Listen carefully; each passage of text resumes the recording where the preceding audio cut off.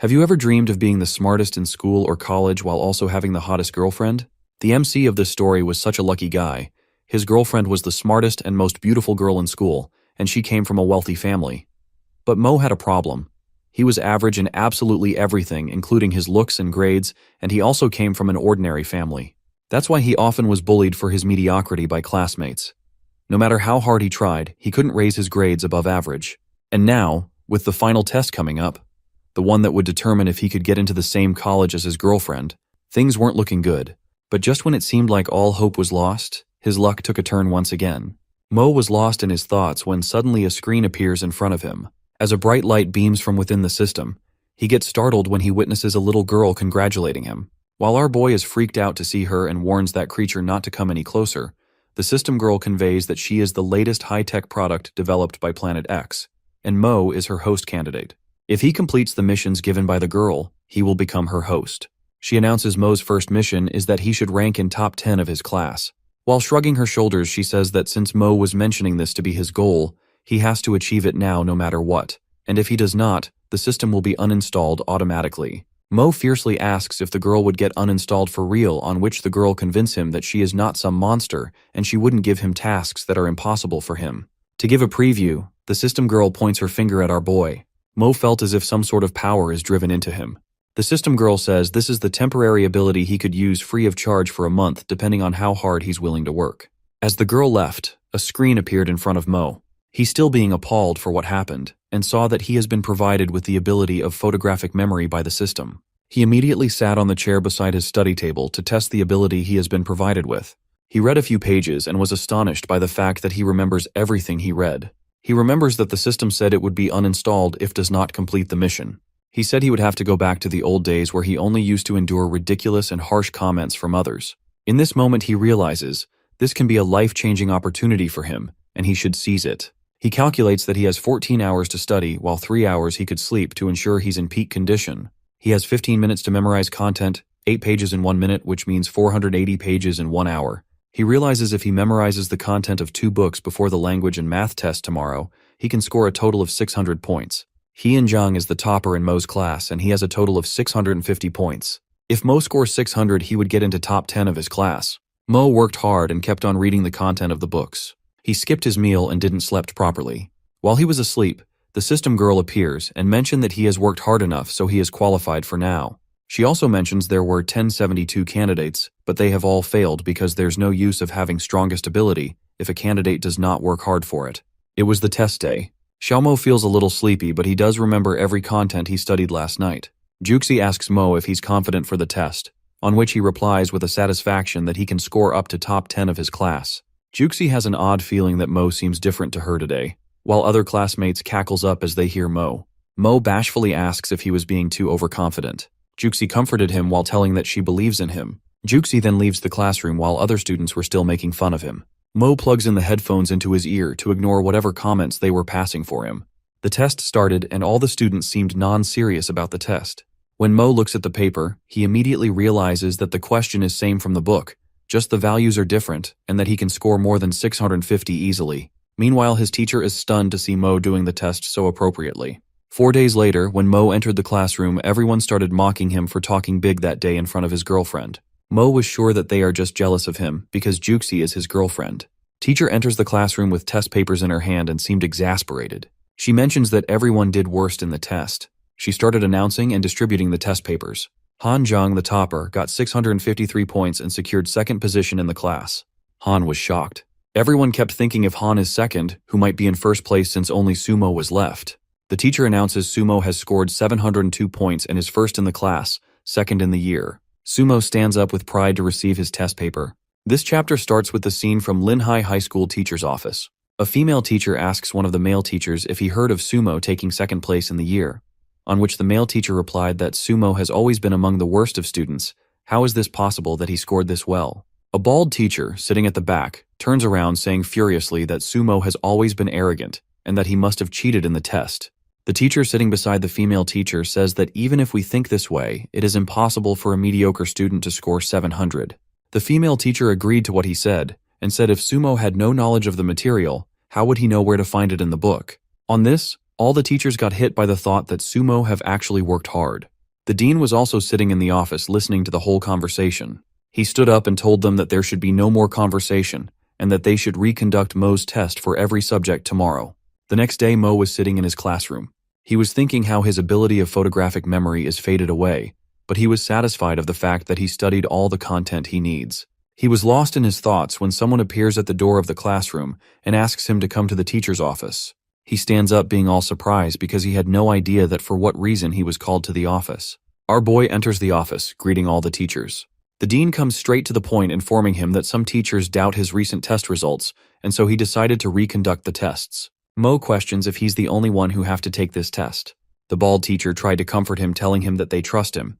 It's just a chance for Mo to prove himself. Mo sharply tells them that he knows that they think of him as a cheater, but he was satisfied that he has enough knowledge to do the test.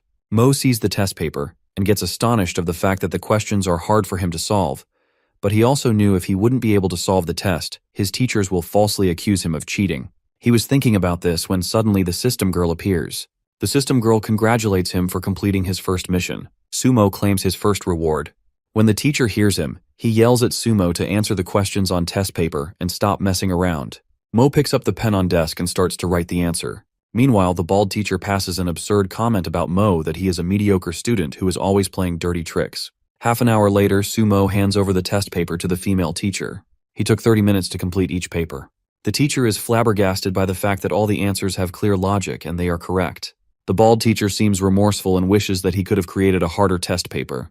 The physics teacher asks him to relax as his test includes difficult questions that were not even able to get solved by the toppers. Mo was able to hear all this. Mo completed his physics test in less than 30 minutes and handed over the paper to his teacher. The teacher thought he has given up, but when he saw the paper, it was completed, and all the answers were correct. The teachers realized Sumo was able to complete the test in 30 minutes, which means he took less time than the teachers themselves to answer all the questions. The physics teacher shows concern that if Mo was taking low grades deliberately, on which the bald teacher vociferates if taking tests is only a child's play for him. Meanwhile, our boy stands up from the desk, saying just for fun, being all proud to prove himself in front of all the teachers. The physics teacher makes sure if the last question was solved by Mo himself, on which Mo replies saying that he solved all the questions in front of all the teacher. How could he have cheated? The teacher, being guilty, says he said it because he was enthusiastic to witness Mo getting a perfect score. The teacher, holding Mo's hands, suggested him to participate in physics tournament. This was an opportunity for him to get into the college he wants by getting extra credit. Mo rejects to participate and leaves the office. The teachers remained astounded. 3 hours later, the system girl appears and Mo claims his reward. This time, the rewarded ability was comprehensive and thorough understanding. Mo was able to feel his brain becoming powerful. He was in the hall walking when he heard and saw Juxi calling his name while waving at him. On asking by Mo that why she was on the 6th floor, Juxi reveals her concern about Mo being called to the teacher's office. Our boy told his girlfriend that he was asked to retake the test. After a few seconds of silence, he asked his girl uncertainly, that would she believe him if he say he has improved in such a short time? Juxi wrapped her hands around his face, telling him that even if it is hard to believe his progress, she would. Both of them stood there blushing. Juxi ties her hands at the back and mentions that they both will be able to go to the same college if Mo maintains his grades. Both of them were still blushing. Just when Mo was about to say something to Juxi, the bald teacher interrupts him. He yells at him that he is flirting with a girl in school. Sumo answered him in a convincing tone that he's not flirting, he's in a serious relationship with Juxi, on which the teacher screams that he is talking back to his teacher. He also says that you are still students and this may affect your studies. Sumo was really smart to ask his and his girlfriend's rank from his teacher. Since he was the second and his girlfriend was the first in year, he mocks that dating affected their grades so badly that they were able to secure the positions they are on. The teacher was speechless for a moment while Juxi giggles. The teacher screamed again, telling Sumo to stop talking nonsense and that his grades are not finalized. Our boy, with innocence in his tone, says that the dean has already approved his grades. Calling him a fraud, he asks Mo why isn't he participating in the tournament if he is not guilty. Juxi was offended. She told Mr. Liu, the bald teacher, that they respect him, but he should not insult his students. Mo kept his hand of Juxi's shoulder, convincing her that Mr. Liu do have a point. Mo, with a very satisfied behavior, tells Mr. Liu that he will participate in the physics tournament on one condition. The condition was that he would make a bet that if Mo loses, he will do whatever Mr. Liu wants him to do. But if he wins in the first place, Mr. Liu will treat everyone in the class with a fried chicken set meal. Mr. Liu started calculating the amount it would take for the meal.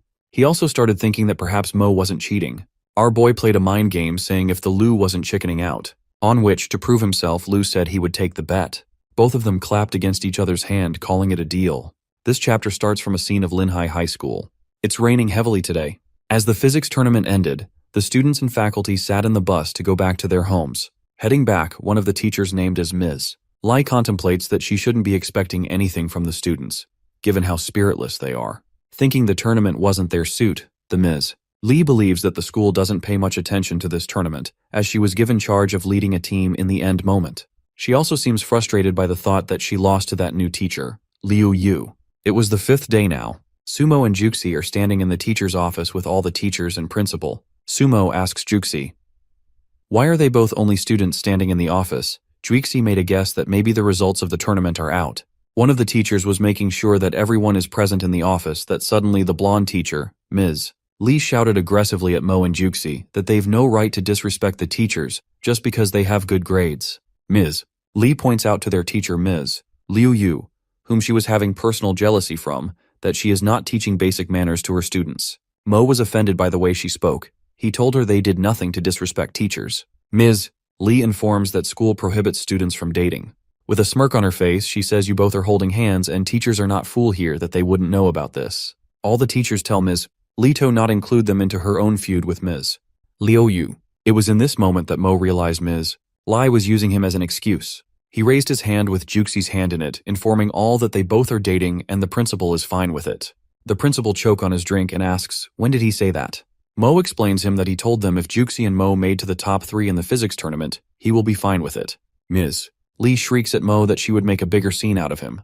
On which, a faculty member standing beside the principal agreed to Mo that he heard principal saying that too. The principal informs that they can always make exemptions for excellent students. Miss Lai was starting to argue, but principal interrupts her saying he has an announcement. The announcement was that Sumo from senior class 3 got first place in the tournament, and Yan Juxi from senior class 1 got second place. Mo and Juxi shares a sight at each other filled with pride. The principal asks everyone to give a round of applause for both of them. Everyone starts congratulating the students and Ms. Liu Yu. Meanwhile, Ms. Li out of jealousy leaves the office thinking Ms. Liu Yu have nothing to do with the success of Sumo. Ms. Li wishes that if she was the one to be class 3's homeroom teacher, then she would have been congratulated. Everyone leaves the meeting room. Sumo was walking with Juxi when he heard his name was called by Mr. Luo. Mr. Luo tells him that he is ready to complete his bet. Mo, being a little embarrassed, tells him that he was joking. Mr. Luo still says that he is ready to complete his bet. He wraps his arms around Mo's shoulders and asks him to go with him. It's the moment of realization that teachers aren't always trying to make things hard for their students. It's just that sometimes they are impatient and rigid. Ms. Lai enters the grade 12, class 4. She is freaked out about what happened in the office before. She bellowed to the students in the class that they have gotten such simple questions wrong, and they should learn from Sumo. While Ms. Lai was all freaked out, Mr. Luo, as promised, was treating students with a meal. Sumo was really happy to realize that teachers are good too. They are just worried about students' grades. On the other hand, Ms. Lee is still wailing badly at students telling them to take Sumo as an example as he has improved in such a short time. She says in a very rude tone that she has taught them well. It's their fault that they did not work as hard as Sumo. One of the students sitting in the class realizes and mumbles in his friend's ear who was sitting beside him that Ms. Lee has taken Sumo's name so many times during her lecture. The other student present in class keeps wondering who Sumo is. This chapter starts from a scene where the system girl tells Mo that he is rewarded for completing his mission, and the reward is that his ability would be having comprehensive and thorough understanding of whatever he studies. Mo tests his ability by looking at the questions he didn't use to understand, but by the ability he was able to interpret them. The home time school bell rings. Mo stands up to leave for his house that he hears one of his classmates asking him where he was going. Mo utters that he's heading home, on which his classmate asks him to stay as they have a basketball game. Mo almost forgot about the match, and that is why he was leaving. But now that he was reminded, he decided to stay. He was confident enough that he will win. The next scene is at the basketball court where all the players are warming up to start their match. One of the players from the opposite team mocks if Mo is ready to lose. Mo replied ironically that if the boy would only keep talking or he will play too. The game started. The rule of the game was that whichever team scores 50 points first would win. Mo's opposite team was playing brilliantly that they scored 2 points easily. Meanwhile, Mo's team members got worried. They kept on asking Mo if he is all right because he was zoning out in between. Mo, on the other hand, realized that his ability of comprehending is working here too. He was able to understand the improvements that should be made to the opposite team member, Dawei's moves and flaws in his dribbles. The strongest learning system is applicable in basketball too. Dawei starts to mock on how Class 3 was playing. Mo continues to play his game, but this time he knew all the tricks and techniques and all the weak points of the opposite team players. He ran dribbling the ball and throwing it into the basket. Mo's friends were stunned by his move. He copied Dawei's pull-up jumper move but seems to be faster and stronger than him. Mo's team members were appreciating him, while on the other hand, Dawei was shouting at his team members for not covering Mo. Mo played so well that now his team was on 47 and the opposite team was still on 2. He realizes how tired everyone was at this moment, so he decides not to play, but test his basketball skills. He contemplates the direction of wind, his position, and his move. Mo, standing 3 steps away from the three-point line, baskets the ball. Everyone in the court finds it astonishing. Mo, while picking up his bag and jackets, jokes at Dawei that next time don't waste time in playing full court, just play one basket. It was the next day after the basketball match. Dawei looks at the boys playing in the basketball court and wonders how he has lost his will to play after he lost to Sumo. The audience was communicating how some guy named as Zhao is the god of basketball game because he just hit his 100th basket. Zhao saw Dawei outside the court and asks him to join him in the match. Dawei says he is not in the mood because he lost yesterday to Sumo. On hearing Mo's name, Zhao finds it familiar. Moving doing to his memory lane, he remembers that Sumo's name was mentioned by Ms. Lee on the physics tournament day 1,000 times. The next scene starts with Mo and his friend Fatty Wang walking. Suddenly a basketball comes at Mo's way with an irresistible force. Mo, being an extraordinary, catches it. He sees that Dawei is standing with a boy who threw the basketball. The boy asks, smirking, that is this Sumo, the genius from Class 3, on which Mo questions back asking who the boy is. Dawei introduces that he is Zhao Junze, and he took time out to compete with you. Mo tells he didn't want complete. He throws the basketball away and turns back to leave. Zhao started provoking Mo by saying wildly inappropriate things to him like what Juxi saw in him. He seems like he's a gay. He also says Juxi's eyes are problematic to see a weakling like Mo. After hearing all this, Mo turns back by saying that he is actually provoked. The next scene starts with the audience in the basketball court. Zhao utters that if Mo loses, he would want him to break up with Juxi and don't want to see him jumping up and down in the second grade. Mo tells that it's a 10 baskets game then, and if Zhao loses, he would want him to be his little brother. The audience, on the other hand, is appalled to see Mo competing Zhao as they think Zhao is the god of basketball and he is undefeated. The girls find him attractive for how he plays. Zhao got 9 out of 10 shot. His confidence is at its peak while he throws the ball towards Mo, telling him it's his turn. Mo catches the ball fearlessly and starts scoring.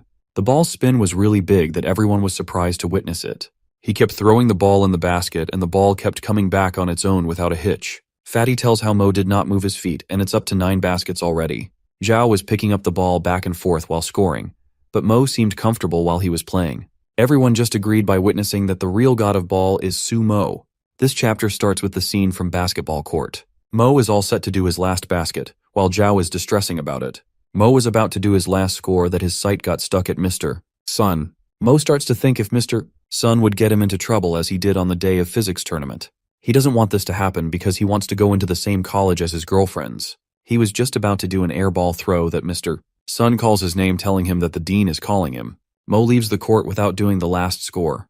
Meanwhile, Dawei, standing beside Zhao, took a breath, saying he was afraid that Mo would score them all. Zhao, on the other hand, contemplates that Mo did this on purpose because he glanced at varsity coach, Mr. Sun, and then he threw a 3 and out on purpose. He thinks that Mo threw an air ball because he didn't want to embarrass Zhao. He was so impressed by Mo's sportsmanship that he decides to do whatever Mo will ask him to.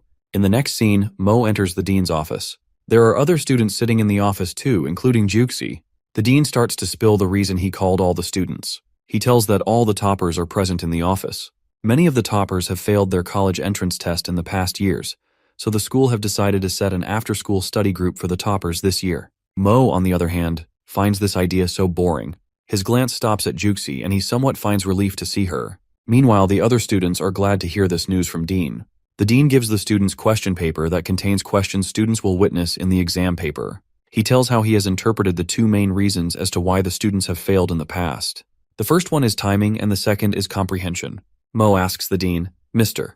Zhang, that if he can leave the classes as he understands the questions, and he also thinks he can get a perfect score easily.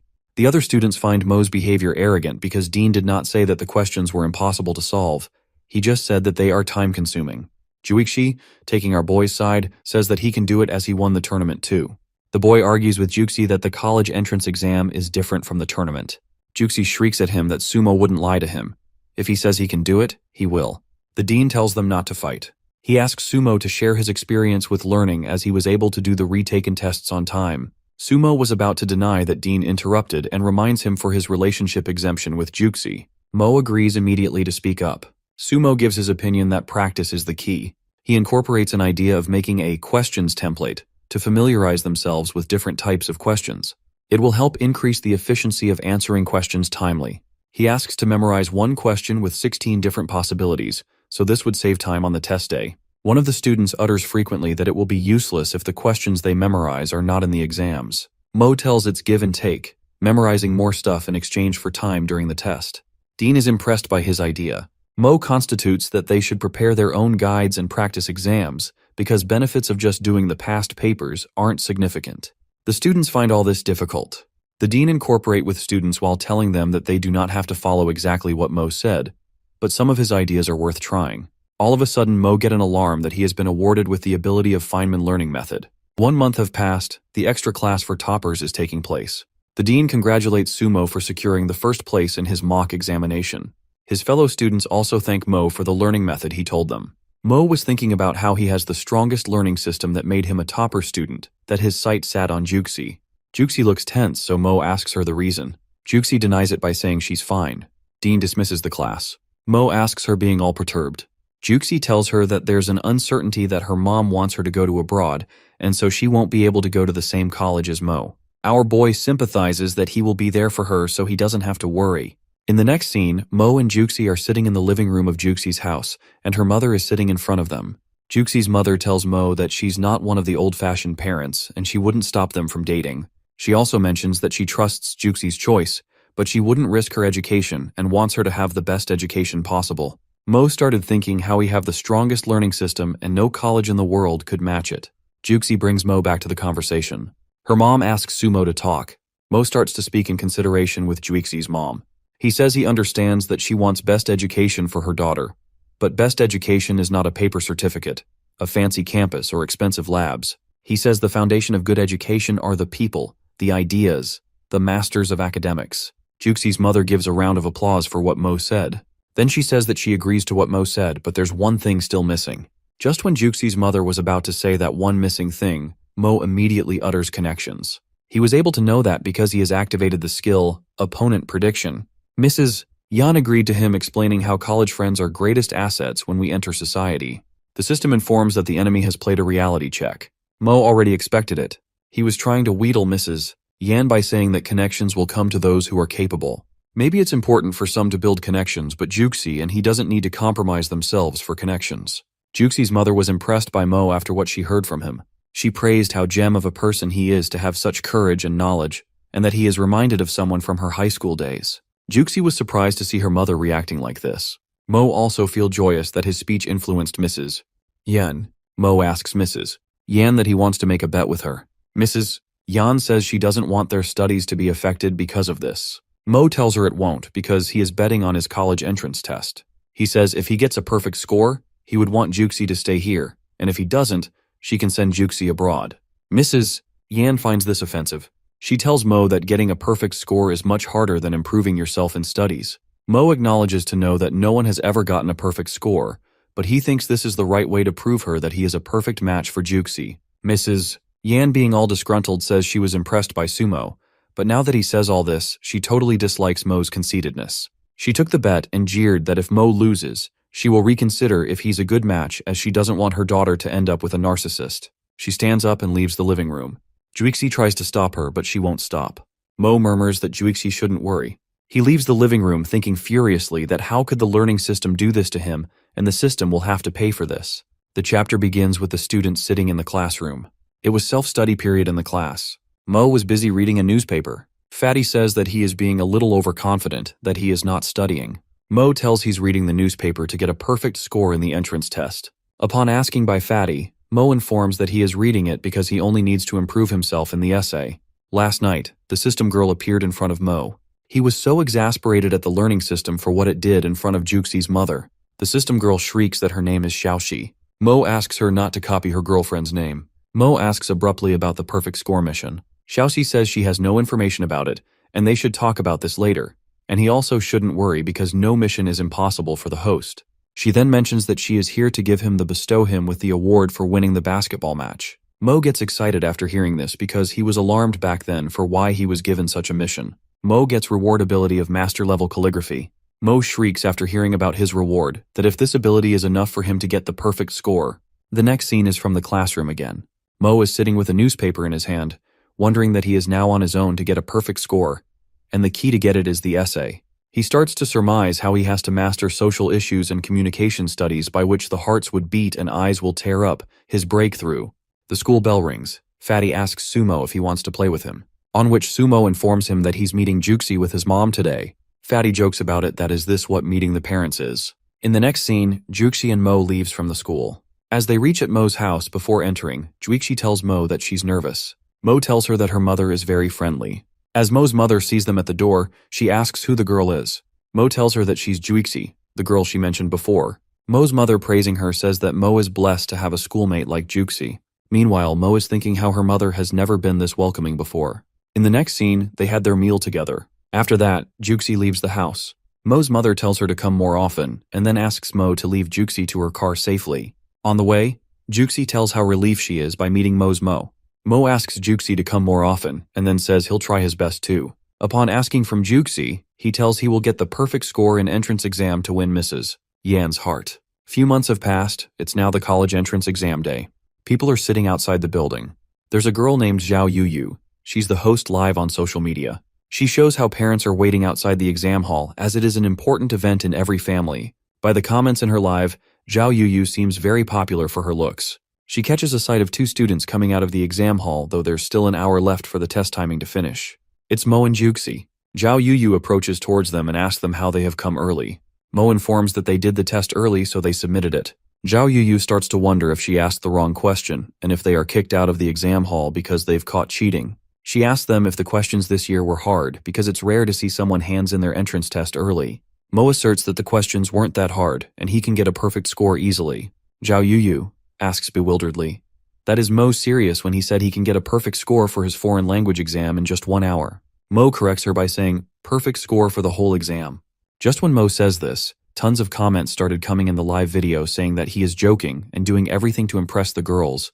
He cannot get a perfect score. The people even seems to notice that he is wearing the uniform of Lin High School. Zhao Yuyu thanks Mo for his answers and then says she'd interview someone else now. Mo and Juxi continue their way to leave. After the interview, the social media was full of hate comments for the reviews Mo gave, calling them to be very arrogant. People started making fun of him and called him crazy. The video got so viral that Mo was even in the Lin High daily newspaper. The next day, principal calls Mo to his office.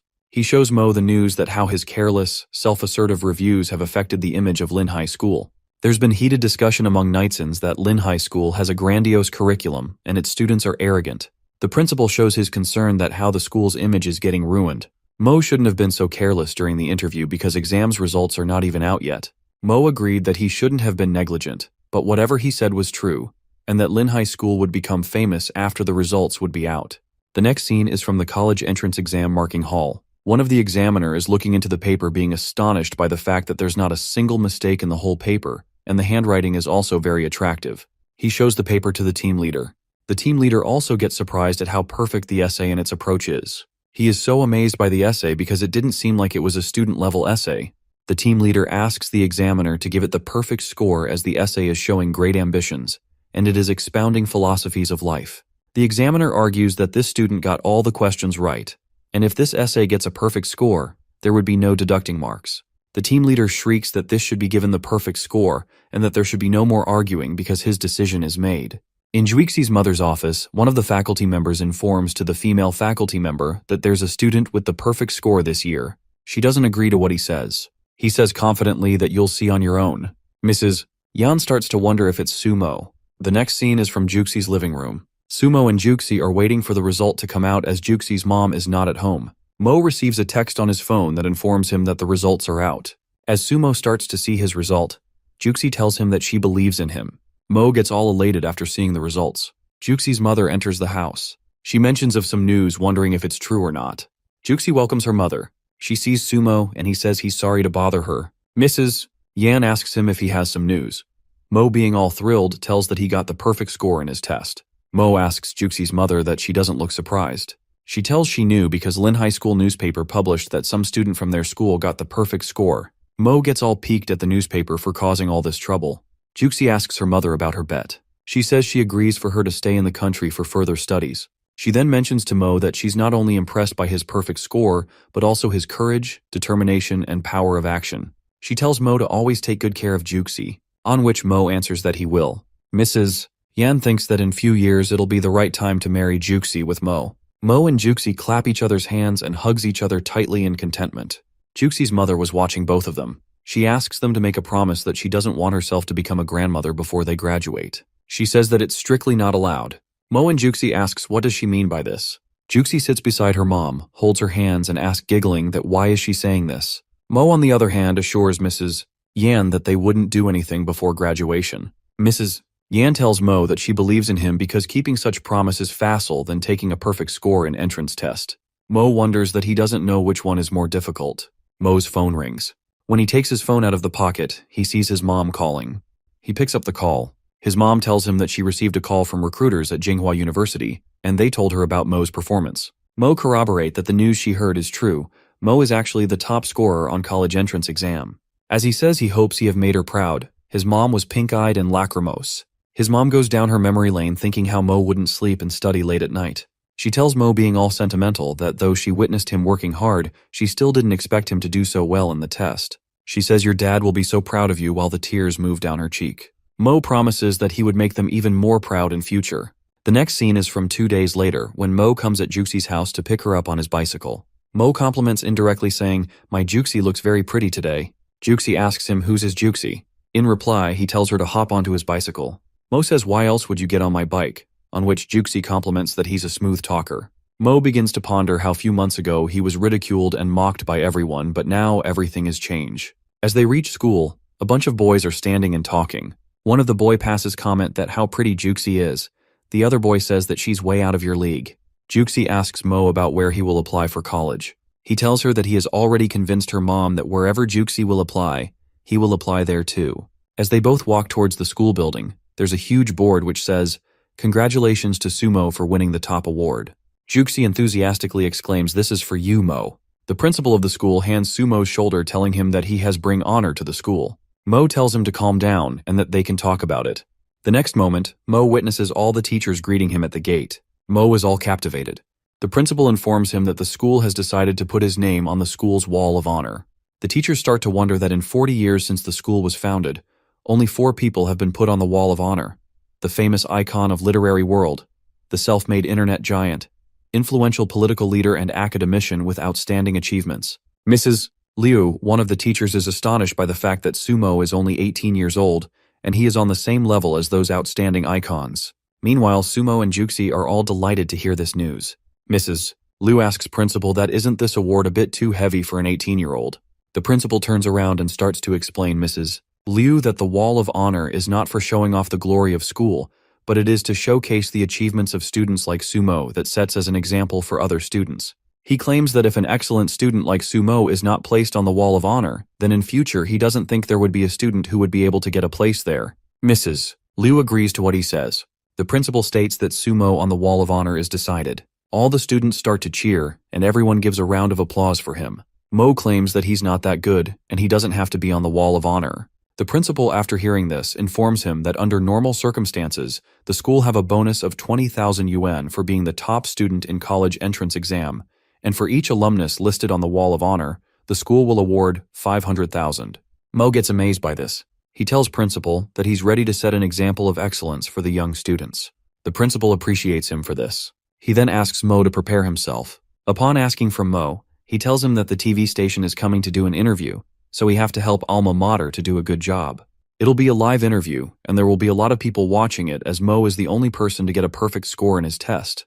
The next scene is from the conference hall. The principal is giving an interview, telling that this year their school have excellent results too. The interviewer then asks Mo, "What do you have to say for the younger students?"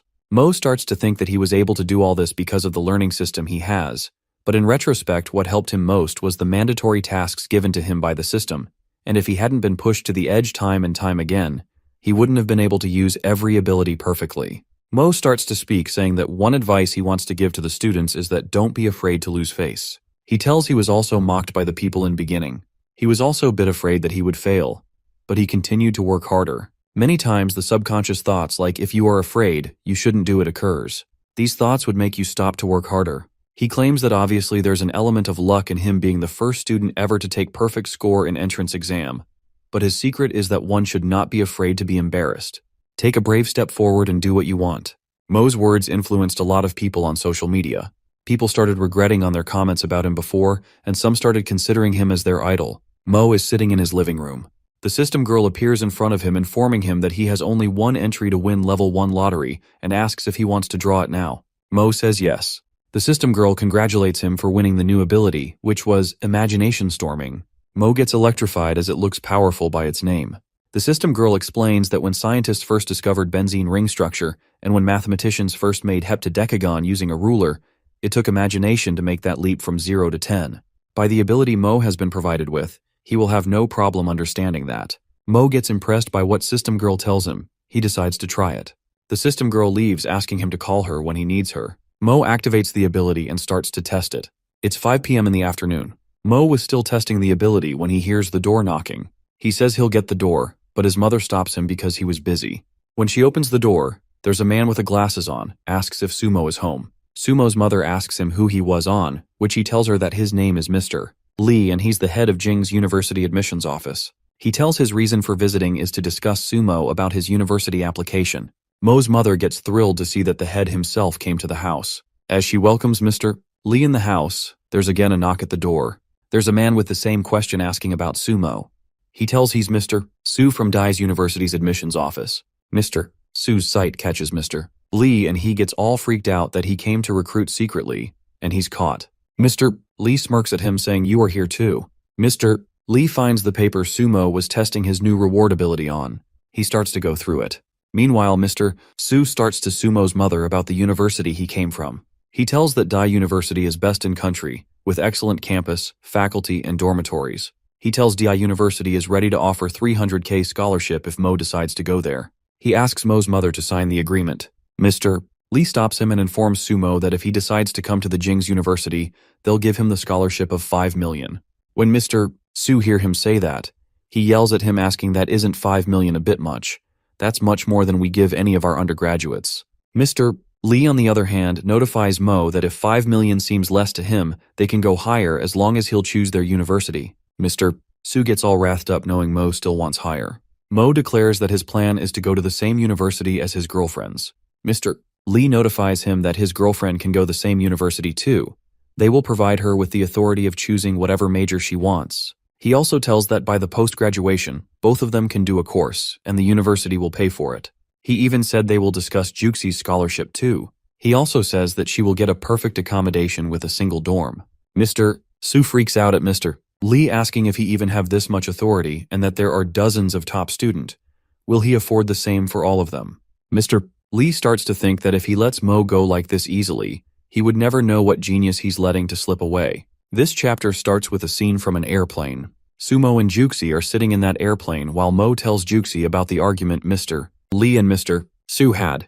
He tells Juxi that 2 months ago, the head of both Jing University and Dai University revisited Mo asking him about his decision. Mo briefs that he has decided to go to Jing University, accepting Mr. Lee's offer because his girlfriend wanted this. Mr. Su asks Mo if he's sure, anticipating he would change his mind. Mr. Lee passes him a smirk, asking him if he has something big to offer. Mr. Su gets all freaked out and leaves the house, uttering that he didn't lose. It was just his bad luck. Mo's mother, on the other hand, is bewildered by the fact that the 2 most prestigious universities are fighting for her son. When the conversation ends, Mo tells Juxi that this is nice that he gets to go to Jing University with her. Juxi exclaims that she still can't believe that they will spend their university life together. Juxi claims that when Mo's grades weren't that good, she still used to believe in him, but now she has this opinion that Mo is a different person now. He has changed a lot. While Juxi was speaking, the air hostesses come with trolleys of food. They hand over Mo and Juxi with their meals. Mo starts to eat clumsily. Juxi, while watching him eat, starts to giggle. On asking from Mo, she says that Mo is not changed, he's the same. Another girl was sitting next to Juxi's seat. When she sees Mo eating like this, she also starts to chuckle. Juxi notices her and wonders if the girl knows them because she is acting like she does. Juxi tells Mo that the girl sitting next is so pretty that even she is attracted to her, and she also informs that this girl was smiling at Mo. Mo tells her that she might be laughing on the way he was eating. In the next scene, the plane reaches the Jing airport. Mr. Lee is standing at the airport himself waiting for the students. He greets them and welcomes the top 3 students.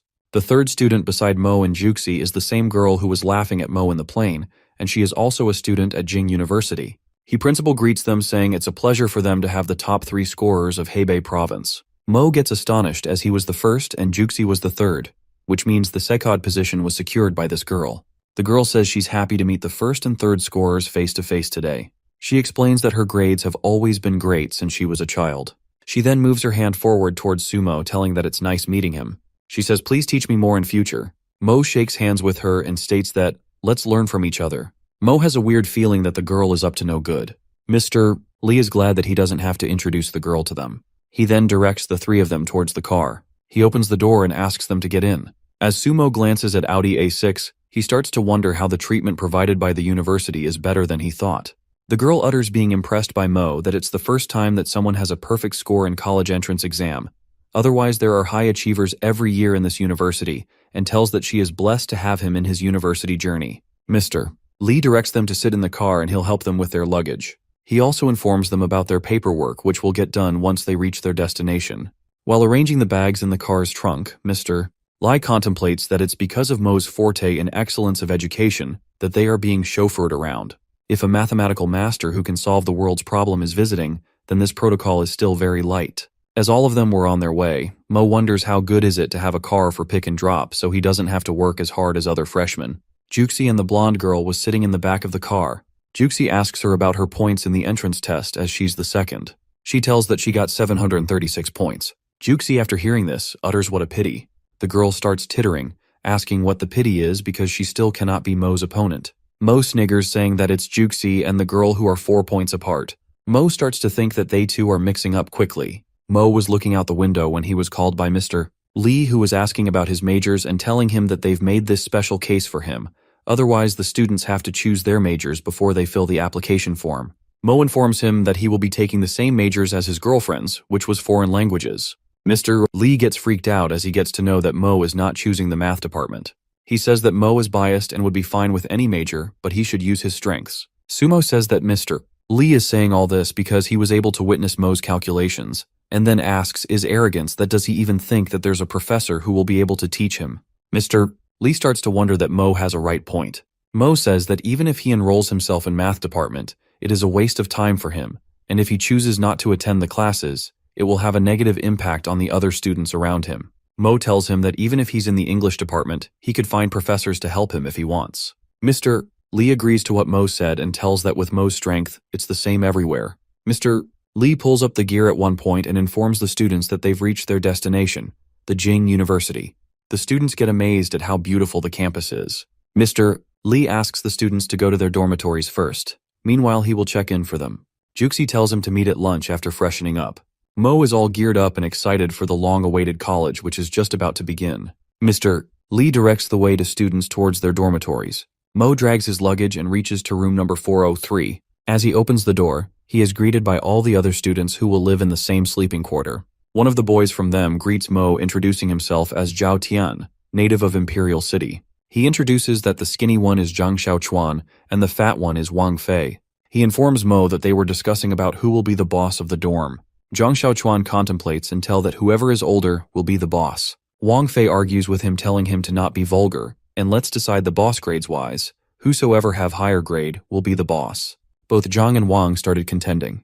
Wang Fei tells that his grade is 707. He utters overconfidently that he doesn't think that someone would have scored above this. Zhang bursts into laughter and asserts that he got 708, just one number above his grade. Wang gets all freaked out at how unlucky he is. Xiaotian passes a fake cough to get the attention of Zhang and Wang. He then claims that he got 716 in his entrance exam. Both of them gets dumbfounded after listening to him. Wang says that with this score, Zhao must have secured the first prize. Mo is listening to them while arranging his stuff. Xiaotian chuckles, telling Wang that he can calm himself down and be the boss. Wang asks Sumo about his grade in the entrance exam. Mo informs them that he got 750 in the entrance exam, being unconcerned if he will be the boss or not. When he tells his score, none of them believes him. Mo tells them to check it online if they don't trust him. Zhao takes his phone out of his pocket and all three of them starts to see the score. All of them get stunned when they witness the score by themselves. Zhao was amazed at how all the good scorers are in the same dorm. While Mo receives a text from Juxi to come downstairs. Mo tells Juxi from the window that wait for him, he's coming. All the other boys come at the window to see who Mo was talking to. When they see Juxi, they all get amazed at how attractive she is. They start to call her beautiful, and that she definitely the school beauty. Wang Fei asks Mo his relationship with Juxi. Mo informs them that she is his girlfriend, and if they want to have dinner together later, they should let him know. All of them gets astonished when he tells them that she is his girlfriend. Zhao Tiang says that without any debate Mo is now the boss of this dormitory. Wang and Zhang tells him that they are all family now and there should be no secrets between them. Mo was unaware of the secrets they were talking about, so they informed him that they are talking about secrets of picking up girls. While going downstairs, the boys keep asking Mo to teach them how to get the girls. Mo said he would, but first he wants to have lunch. When the boys' glance reaches the girls with Juxi, they all get exhilarated. Enron, the girl from Plain, utters at Mo calling him Mr. Scholar that they are waiting from long, and they are hungry, so they should hurry. Zhang seems so impressed when he says that he only expected to have lunch with Sumo's girlfriend only, but there are other pretty girls too. Wang Fei says in elation that they also have a chance to get a girl. Zhang gets all conceited and approaches Enron. He greets the her and tells that his name is Zhang. Wang Fei gets along and tells that his name too. Enron gets uncomfortable and asks Sumo how long will she have to wait in taunting tone. Zhang and Wang gets disappointed. Zhao Tiang sighs and asserts himself contemplating that they are inexperienced, and according to his math, the girl they were trying to approach is out of their league, and the girl they should actually appeal to this girl standing beside her who was short and wore glasses. Zhao greets the girl and introduces himself. The girl greets back. Juxi on the other hand chuckles and utters at Mo that his roommates are so funny. Mo awkwardly tells Juxi, let's find a place first. In the next scene, all the girls and boys are sitting in the restaurant and are having hot pot while having chit-chat. Mo perceives that the guys were eager to come at hot pot restaurant because they wanted to see the girls sweating. Juxi offers Mo to eat hot pot ball from her hand. Mo eats and then thinks that having hot pot was not that bad idea. They were having lunch while Zhao Tiang informs them that there would be a military training for all the students, and he has heard that this year the trainers are very strict. He also warns that all should be careful. One of the girls anxiously says that she is terrified of military training, and the other girl worrisomely says that her skin will get tanned and that she doesn't want to do it.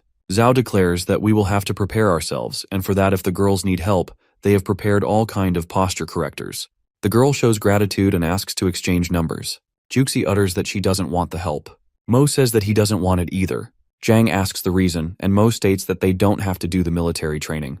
Zhao Tiang speaks with confirmation that he is from this city and he has never witnessed getting special treatment, not even the kids of great leaders. Mo tells that he especially is recruited and so he will be benefited. Wang Fei tells that maybe it's because he got the perfect score on entrance test.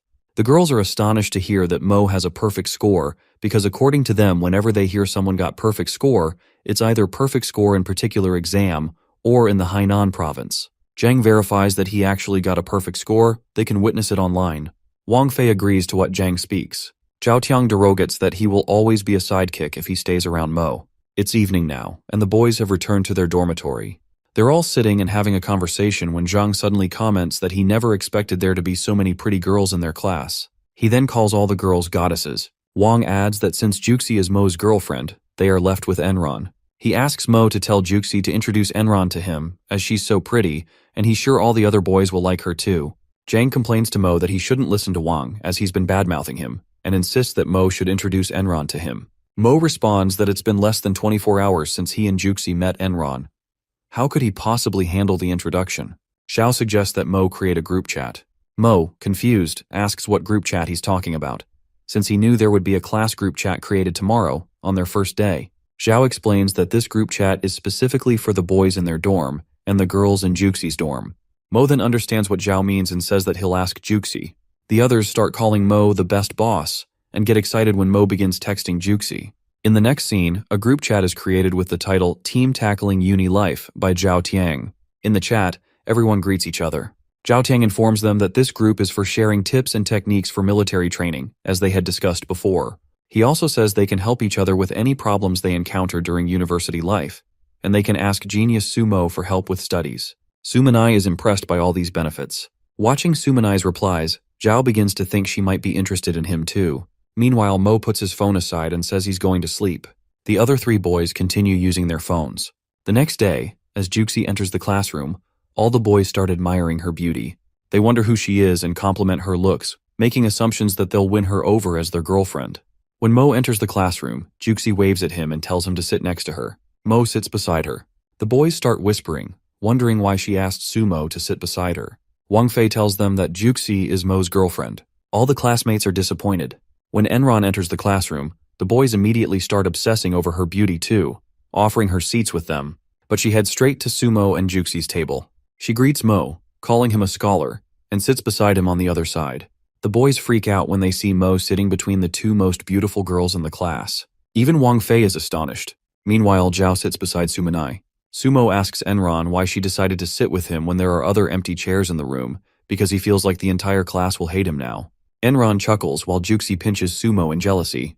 Enron explains that she came to ask Mo for a favor. She doesn't want to attend the military training and wants Sumo to ask Mr. Lee to exempt her from it as well. Enron says that she would agree to sit in other seats on the condition if Mo exempts her from the military training. Mo tells her to ask Director Lee on her own, on which she stands up and says that she doesn't care. It's a deal.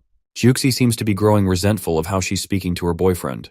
Enron gets up from their seat and moves to sit elsewhere. Meanwhile, all the boys in the classroom get their hopes up again for Enron. The teacher then graces the class with her presence. All the boys are amazed at how beautiful she is as well. They start to think about how this university is filled with such beautiful women. She greets the class and warmly welcomes them, introducing herself as Liu Feng. She then asks all the students to give a brief introduction. She points out a student to start introducing himself. He introduces himself as Xu Hongkai and tells that he is the 4th place in year's college entrance exam in Beihai province. He tells that his hobby is music and basketball. Xu Hongkai's real deal was to get girls easily, and that is why he chose language department. His main target was to get Enron. Everyone else give their brief introduction. On Enron's turn, she only tells her name. The teacher gives explanation that Enron got 2nd position in her college exam in Jingbei province. The boys got impressed after hearing Ms. Feng. Some starts to mock at Hongkai for being on 4th position and still having arrogant attitude. Juxi stands up and introduces herself. The teacher tells students that Juxi's results are impressive too, as she got 3rd place in Jingbei province. All the other students get stunned after hearing this. Sumo get up and makes himself known. He introduces himself with his name and his hobby that he is also a basketball player. The teacher adds up that Sumo secured 1st place in Jingbei province and the first ever student to get the perfect test score. The teacher proposes that she would want Sumo to be the president of class. All the student freaks out at Sumo. One of them shrieks at him that why didn't he chose computer science or finance as his field. At the same time, the professors are discussing about recruitment of Sumo in foreign language department. One of the professors suggests that if Sumo is able to solve world's difficult problem, then can he solve the BYD speculation? Sumo and Juxi were walking down the corridor when Juxi congratulated Mo on becoming the class monitor. Mo, however, felt a bit anxious as he had never held such a position before. Juxi reassured him, encouraging him to give his best. Mo then asked Juxi for her opinion on the deal Enron had proposed to him earlier that day. Initially, Juxi appeared envious, but Mo assured her that he would reject the offer if she felt uncomfortable. Juxi, however, advised that since they were from the same province, they should support each other. Mo stated that he would discuss the matter with Mr. Lee and left to find him. Upon entering the office, Mo overheard an intense argument between Mr. Lee and Professor Chen, with the latter arguing that while it was important to present a positive image of the university, exaggeration was unethical. The head of the university was present, observing the exchange. Mr. Lee attempted to defend himself, insisting he would never deceive the professor. Mr. Chen, however, retorted that if Mo was truly as exceptional as claimed in solving mathematical problems, he should have chosen the math department instead. Mr. Lee firmly responded that it was not his place to dictate Mo's academic path. Mr. Chen, growing agitated, warned Mr. Lee that such lies could tarnish the university's reputation. Mr. Lee, now visibly frustrated, demanded Mr. Chen to stop making ridiculous accusations in front of the head, emphasizing that a perfect score on the entrance exam was irrefutable proof of Mo's capabilities. Mr. Lee's gaze fell upon the door, and he realized Mo had been standing there the entire time. Mr. Lee, now addressing Mo, asked why he had come. Mo explained that he wanted to talk about seeking an exemption from military training. Mr. Chen, still upset, sarcastically told Mo to go ahead and make his request. Mo politely asked if it would be possible to add one more person, besides himself and Juxi, to the exemption list. Mr. Chen, furious, scolded Mo, reminding him that the university was not his home. Mr. Lee, sensing the situation escalating, told Mo to leave and come back later. It was then that Mr. Chen recognized Mo as the student who had scored the perfect exam result. Demanding Mo to follow him, Mr. Chen took hold of Mo's arm, dragging him toward his office. Mr. Lee, worried that Mr. Chen's fury might lead to mistreatment, urged the head of the university to follow them with him. The head, however, calmly remarked that a good anvil does not fear the hammer. He added that if Mo could convince Mr. Chen, only then would he be granted special treatment. He instructed Mr. Lee to attend to other matters. Once in his office, Mr. Chen instructed Mo to rewrite his proof for the BYD conjecture. At first, Mo considered ignoring the request and running away. However, as he gazed at his hand, the office, and the medals displayed around him, he realized that Mr. Chen was a respected scholar who had dedicated his life to science and the nation. Mo resolved to complete the task. After some time, Mo finished his work. Mr. Chen, upon reviewing the papers, was left speechless by the brilliance of the proof. Mr. Lee and the head of the university knocked on Mr. Chen's office door, but when there was no response, Mr. Lee, concerned, opened the door himself. To their astonishment, they found Mr. Chen, once agitated and stern, now offering Mo the chance to become his protege. The scene starts with Mr. Chen telling his senior student that how Mo has solved the world's most renowned conjectures. He also mentions how fortunate he is to have him as his disciple. The senior, Chuchen, gets agitated as Mr. Chen has been speaking about sumo for half an hour. He is also concerned that sumo might pose a threat to his ongoing career. He advises Mr. Chen that conjectures are extremely complex, so they should be more cautious when reviewing them. Mr. Chen mentions how some parts of Mo's calculations are quite elaborate, and now with Chu's advice, he begins to feel uncertain too. He stands up, deciding that he will review the conjectures using Yoachi 2 mainframe computer in the lab. Chuchen suggests the professor to let him go instead. Mr. Chen, sensing something, anticipates that it seems like Chu Chen is more interested in Senior Lu from the lab. At this, Chu Chen becomes awkward and says that he just admires Senior Lu's talent. Mr. Chen agrees to let Chu Chen go instead and begins writing a letter. He warns Chu Chen not to mention Sumo's name if there are any errors in the calculations, as it would harm his reputation. Having already criticized Sumo in past, he is determined not to repeat his mistake. Meanwhile, Kuchen grows increasingly irritated as Mr. Chen has mentioned Sumo's name over and over in front of him. Each mention feels like a sharp reminder, heightening his agitation. He enters the computer lab, greeting Senior Lu. Senior Lu is a very talented individual, has made her debut international, garnering recognition for her intelligence. Kuchen hands her the papers, explaining that Mr. Chen has asked to use Yaoqi 2 to review these questions. As Lu goes through the papers, she immediately spots BYD conjectures. Initially, she assumes Mr. Chen had them solved. However, to her astonishment, she finds out a fresher named Su Mo has tackled the problems. Chen freaks out, unable to understand why Mr. Chen would mention Mo's name in the letter. Senior Lu, on the other hand, is amazed by the fact that Mr. Chen, who once considered email a hassle, has invested so much time in writing this letter for Mo. With resentment in his heart, Chu Chen begrudgingly compliments that Mo is actually good. But out of jealousy, he adds that he has heard from people that Sumo chose the foreign language department over mathematics department because he was scared that his fake grades would get caught. Just to clear his stance, he denies the rumor and gives opinion that Mo might didn't chose the math department because he is talented and wealthy. Lu offers her opinion, calling Mo an arrogant student. She adds that whether these equations are tackled by Mo is still a debate. With his overwhelming jealousy, Chu Chen contemplates that he wouldn't let Sumo to be Mr. Chen's second disciple, and that he would report to International Mathematic Union for Mo's academic falsification, which will destroy his image. Meanwhile, at the male dorm, the boys are busy cleaning. Jiang Xiuquan and Wang Fei get into an argument over who should sweep the trash out of the room, each insisting the other to take the task.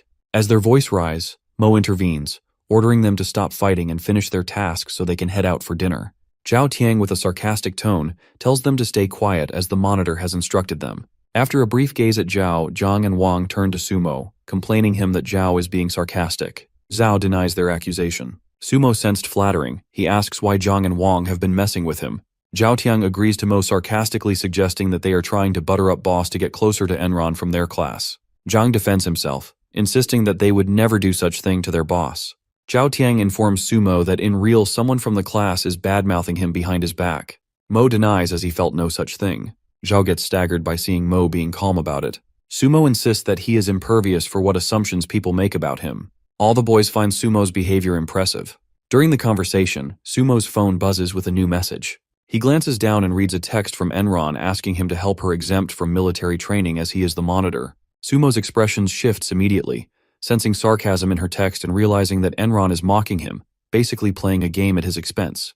The scene begins in a room with high-tech machineries. Senior Lu exits the room and hands over the papers to one of the workers. She asks to inform Dean Chen that the verification has been completed successfully. Curious, the worker asks what the papers are.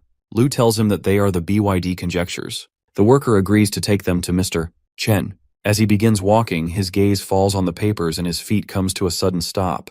Astonished, he reconfirms in disbelief that are these really BYD conjectures. Lu, visibly frustrated, responds sharply so the worker leaves immediately without another word. Senior Lu mulls over in rage that whoever tackled the BYD conjectures should not be the fresher Mo, because if he is the one, he would never comply with academic dishonesty. 6 hours later, Mr. Chen and Mo are on their way to the high-tech room, where Mr. Chen explains that it houses state-of-the-art mainframe computers that Mo will frequently use for his project research. Excited, Mo asks if Mr. Chen will show him the Yaoqi too, at which Mr. Chen replied that this is, in fact, the main reason he brought Mo here. He adds that he also wants Mo to meet another genius of the university. As Mr. Chen opens the door to the room, he says to Senior Lu sitting inside, "So, you're here." Noticing her focused in work, he adds, "You're hard-working as ever." Senior Lu greets Mr. Chen. Upon seeing Mo, she asks, "Who is this?" Before Mr. Chen could say a word, Sumo recognizes Senior Lu and then greets her and introduces himself. As he extends his hand for a handshake, Lu folds her arms, ignoring his gesture. Rudely, she speaks that one must be down to earth when it comes to academics. The ways of the world won't get you far. Mr. Chen gets bewildered to hear Lu's impertinent tone. Lu harshly keeps the papers on the table and informs Mr.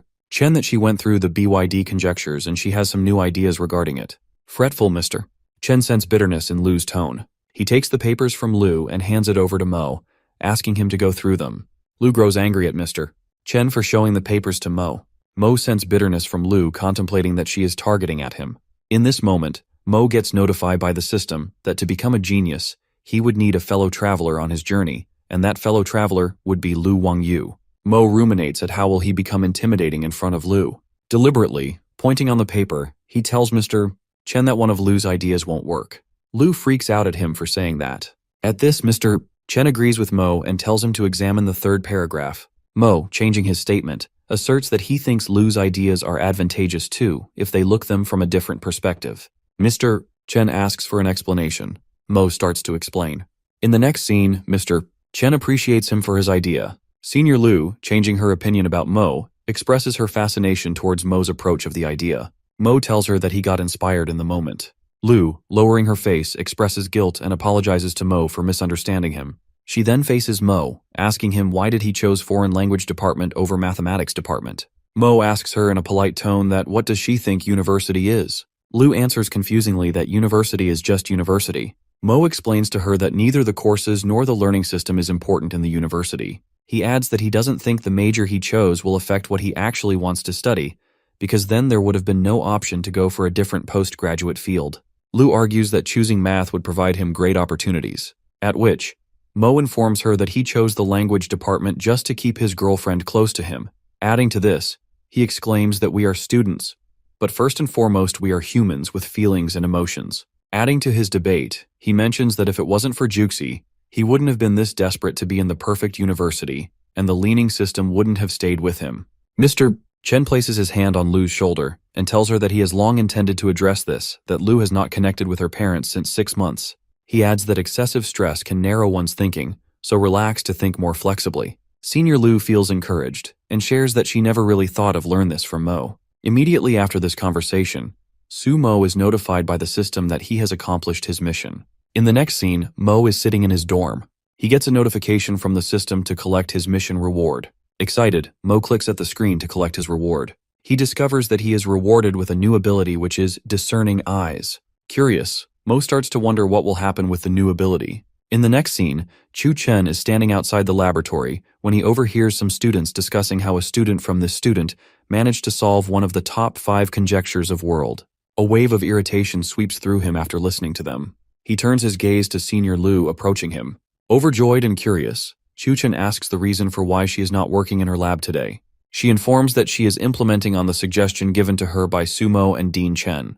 Out of jealousy, Chu Chen sarcastically compliments Mo, suggesting that he should focus on himself before pointing fingers at other. He adds up saying, "This kid became famous by chance and now believes he is the best." Senior Lu stops him for making such harsh comments and informs him with affirmation that Sumo has actually got a real talent. Turning her back, she bids farewell and leaves. The moment she leaves, Chuchen, full of rage, contemplates that he wouldn't leave Mo alone. In the next scene, Sumo is sitting in his dorm room study table. He places 2 cards backwards. Astonished, Sumo realizes he is able to see the face of the card. He figures out that with his new ability, he's become a human X-ray. With enthusiasm in his tone, he calls Wang Fei to come and change the order of the cards and keep the faces of the card hidden. Wang Fei assumes that Mo is doing a magic trick, so he turns around and do as he says. Wang shuffles the cards and faces the backside towards Sumo. Using his ability, Sumo reveals the card numbers. Baffled, Wang Fei compliments Sumo, marveling at how amazing he is, then asks how he did it. Mo giggles and sarcastically claims that he has discerning eyes. Wang Fei remains in disbelief, wondering if the cards are marked. Meanwhile, Mo is amazed by the new ability the system has granted him. While Mo is lost in thought, his phone rings. He answers the call and greets Dean Chen. Distressed, Dean Chen urgently asks Mo to come to his office in worrisome tone. Mr. Chen informs Mo that someone has anonymously reported him for academic dishonesty, and the International Union is in the conference room investigating.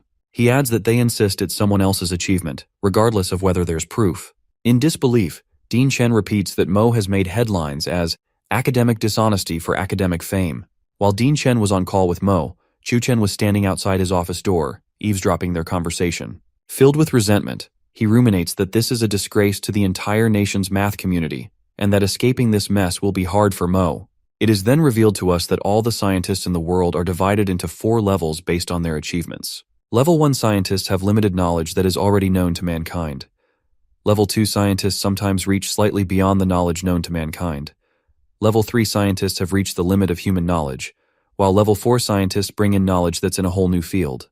In the next scene, all the scientists from International Investigating Team are seated in the conference room at Jing University.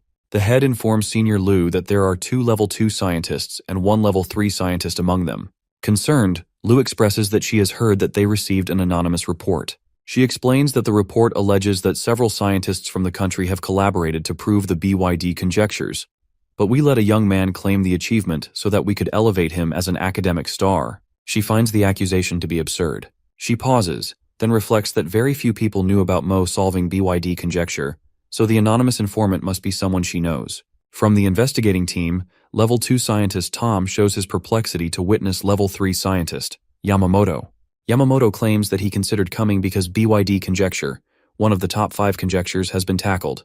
Yamamoto also reveals that he has made progress in his studies, and that progress was that he had tackled the XE conjectures. Astonished, Level 2 scientist Mary gets up from her seat and incredulously asks, has Yamamoto actually solved the 6th conundrum, conjecture outside of top 5 conjectures? With satisfaction, he hands over the papers to Tom and Mary, claiming that this is the first half of the proof for his solution for XE conjecture. Tom seems stimulated going through the papers. Mary mentions how Yamamoto will become a Level 4 scientist after completing his proof. Scientist Yamamoto strikes his hands together, announcing that he has decided on a great way to conduct the investigation. He illuminates that, since Sumo was able to solve one of the top 5 conjectures, he would reveal the first half of the proof in front of him. Sumo would have to complete the proof for XE conjecture within 2 hours. On hearing this, Senior Lu anxiously argues that what Sumo solved is different from XE conjecture. Yamamoto informs her that if Sumo cannot do it, the university's reputation will be harmed. Senior Lu, ruminating in anger, is lost in thought when Sumo enters the conference room. With satisfaction in his tone, he claims he will take the test. Mo explains that he overheard their conversation when he was on his way here. Senior Lu, visibly concerned, asks Sumo why he agreed to Yamamoto's challenge, pointing out that it's unfair to give only 2 hours to solve the XE conjecture. Mo ponders over how crucial it is for him to prove himself, as Yamamoto, from Sakura, seems to have malefic intentions aimed at destroying their academic reputation. Yamamoto, wearing a malevolent smirk, reluctantly points at Mo and asks that can he represent his nation's academic community. The papers were kept on the table. Mo lifts up the papers from the table and begins to review them, activating his imagination-storming ability. Mr. Yamamoto speaks arrogantly, referring to Lu, suggesting she should join their university because in 2 hours, her university's academic reputation will collapse. Yamamoto remarks harshly, claiming that being a Chinese scholar would ruin Lu's reputation and prevent her from studying abroad in the future. Vehemently, Lu responds sharply, but Mo signals with his hand, stopping Lu. Sumo informs him that we Chinese scholars wouldn't bother you. Making a decisive move, he hands over the papers to Yamamoto and asserts that he is ready to tackle the conjecture, adding that he doesn't need 2 hours. Ms. Mary inquires in disbelief that how Mo is so sure, as only few minutes have been passed since he took the papers. Mo responds promptly, explaining that a few minutes are enough for him to review proof. All the scientist freaks out at him for his casual mention of a proof. Mo informs them that he has developed an uncomplicated version of solution for this conjecture. Yamamoto rages in anger, calling Mo arrogant. Mo, ignoring him, picks up the chalk and begins solving the conjecture by his own method. He introduces a new formula. Walking everyone through the solution, he reveals that his approach of tackling the conjecture is more concise and uncomplicated. All the scientists get astonished. Yamamoto feels devastated and is still in the state of disbelief by his setback. One of the scientists is appalled, remarking that Mo is on par with a level 4 scientist. Chen Daogong, a level 4 scientist from China, speaks up, affirming that there's no reason to be shocked, since many scientists in the history have made groundbreaking discoveries at a very young age.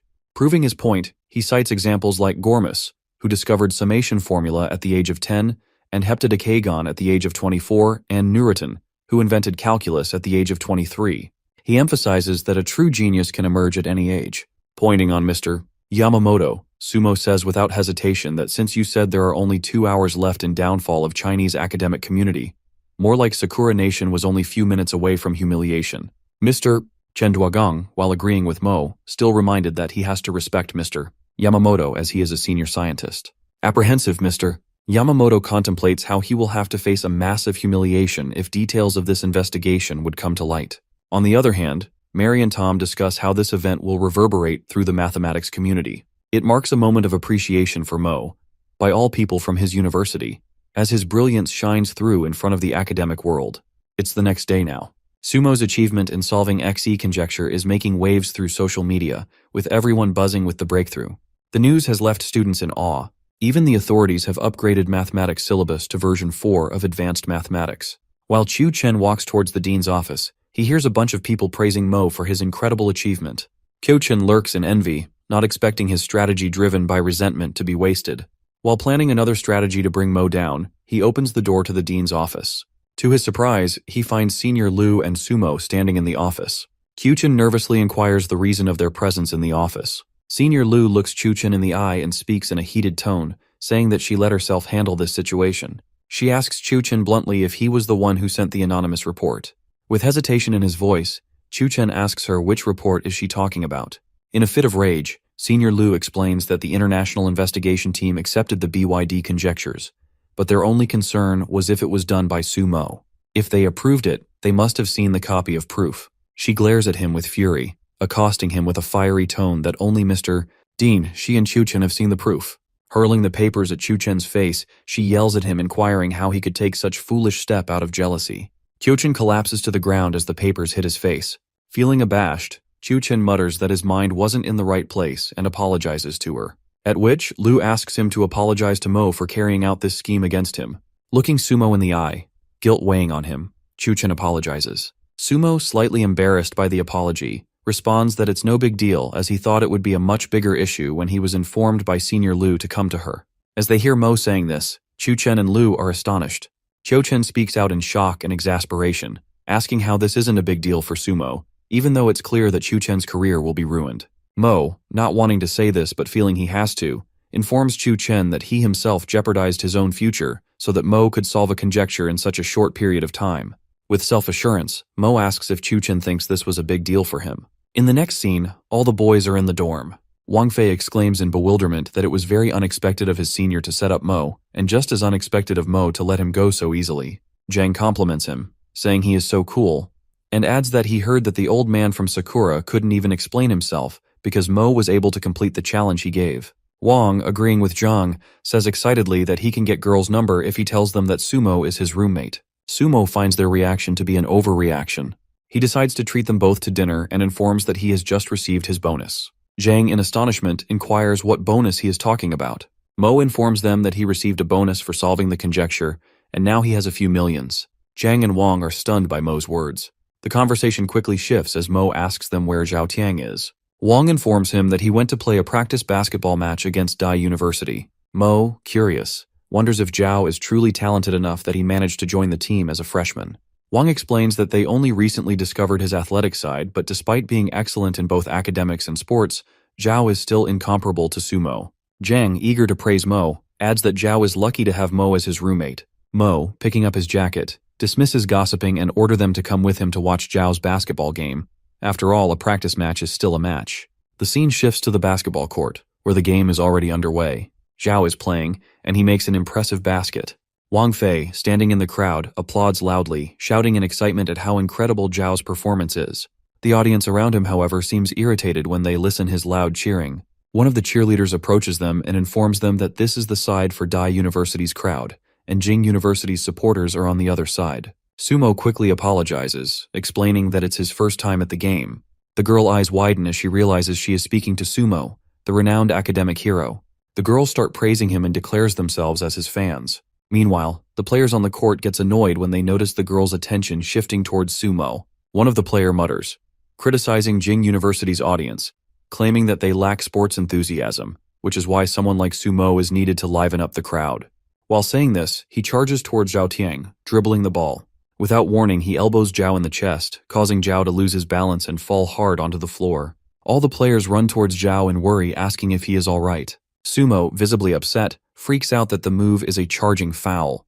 The player from the other team snaps back, telling Sumo not to speak about the game if doesn't know how to play. He adds that basketball is a physical sport, and it is normal for the players to bump into each other. He suggests that if Sumo prefers a softer game, he can teach them too. One of the players from Zhao's team steps in, stating that making random substitutions is against the rules.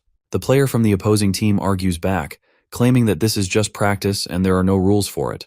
He says with a smirk that if Mo isn't happy with how things are going, he should just join the match himself, and if he doesn't know how to play, he can stay quiet. Meanwhile, Sumo takes Zhao Tiang out of the basketball court. Zhao Tiang looks at him worriedly and tells him not to pay attention to what the opposing player is saying. Sumo stops, turns around, and faces towards the opposing team player. With wrath in his tone, he says he is ready to play and show his sportsmanship. Concerned, Zhao Tiang warns Sumo not to fall into their trap. The opposing team players, brimming with confidence, taunts him, saying they are eager to see how Mo plays. With self-assurance, Mo tells them to cut the crap, and he will show them how to play with a score 100-0. The next scene takes us to Jing University's basketball court, where Sumo confidently declares that he is going to win by 100 points. Upon hearing this bold claim, the guy from the other team utters that he must be out of his mind, but he is left astonished when our boy manages to snatch the basketball from him in a blink of an eye and runs to dunk it in the basket. While the opponent team member panics, yelling at his team members to stop him, Sumo seems unstoppable, and at the very next moment, he dunks the ball in the basket, leaving the crowd in awe. As soon as the player assures him that it's not going to happen again, Mo again takes the ball from him, making his jaw drop as our boy takes the shot and makes another goal. The scoreboard reveals that Jing University is leading with 39 points, while the other team from Nan University trails behind with 34 points. The captain of the Nan University, visibly frustrated, yells at his teammates, and the players can't hide the fact that Sumo is pretty good at the game. The captain is pissed at him as he mutters that it's bullshit, instructing his team to stop from shooting three-pointers as he won't play physically. With a deadly look in the captain's eye, he tells his team it's okay to play dirty. After that, the players make an attempt to Sumo and asks them if they're trying to stop him.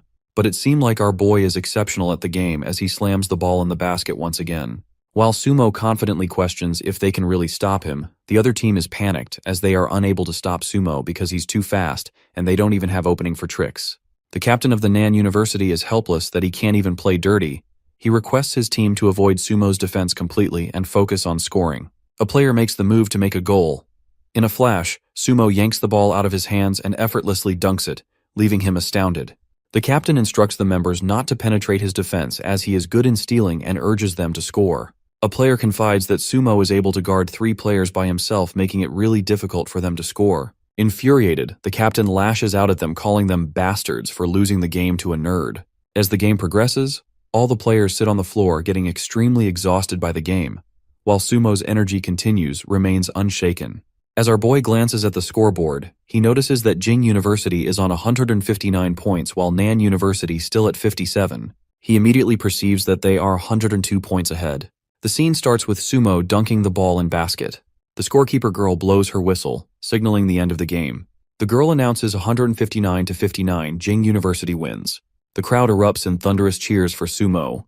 Wang Fei and Zhang beams with joy to witness the match. Zhao compliments Sumo as incredible. Sumo strides confidently towards the caption of opposite team.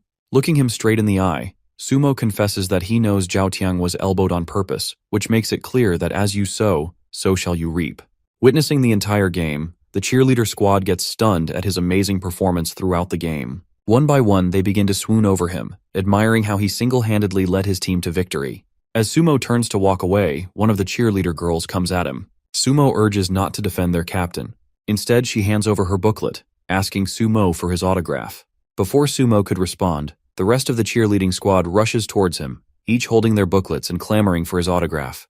The girls start arguing over who should go first, their voices overlapping in a chaotic frenzy.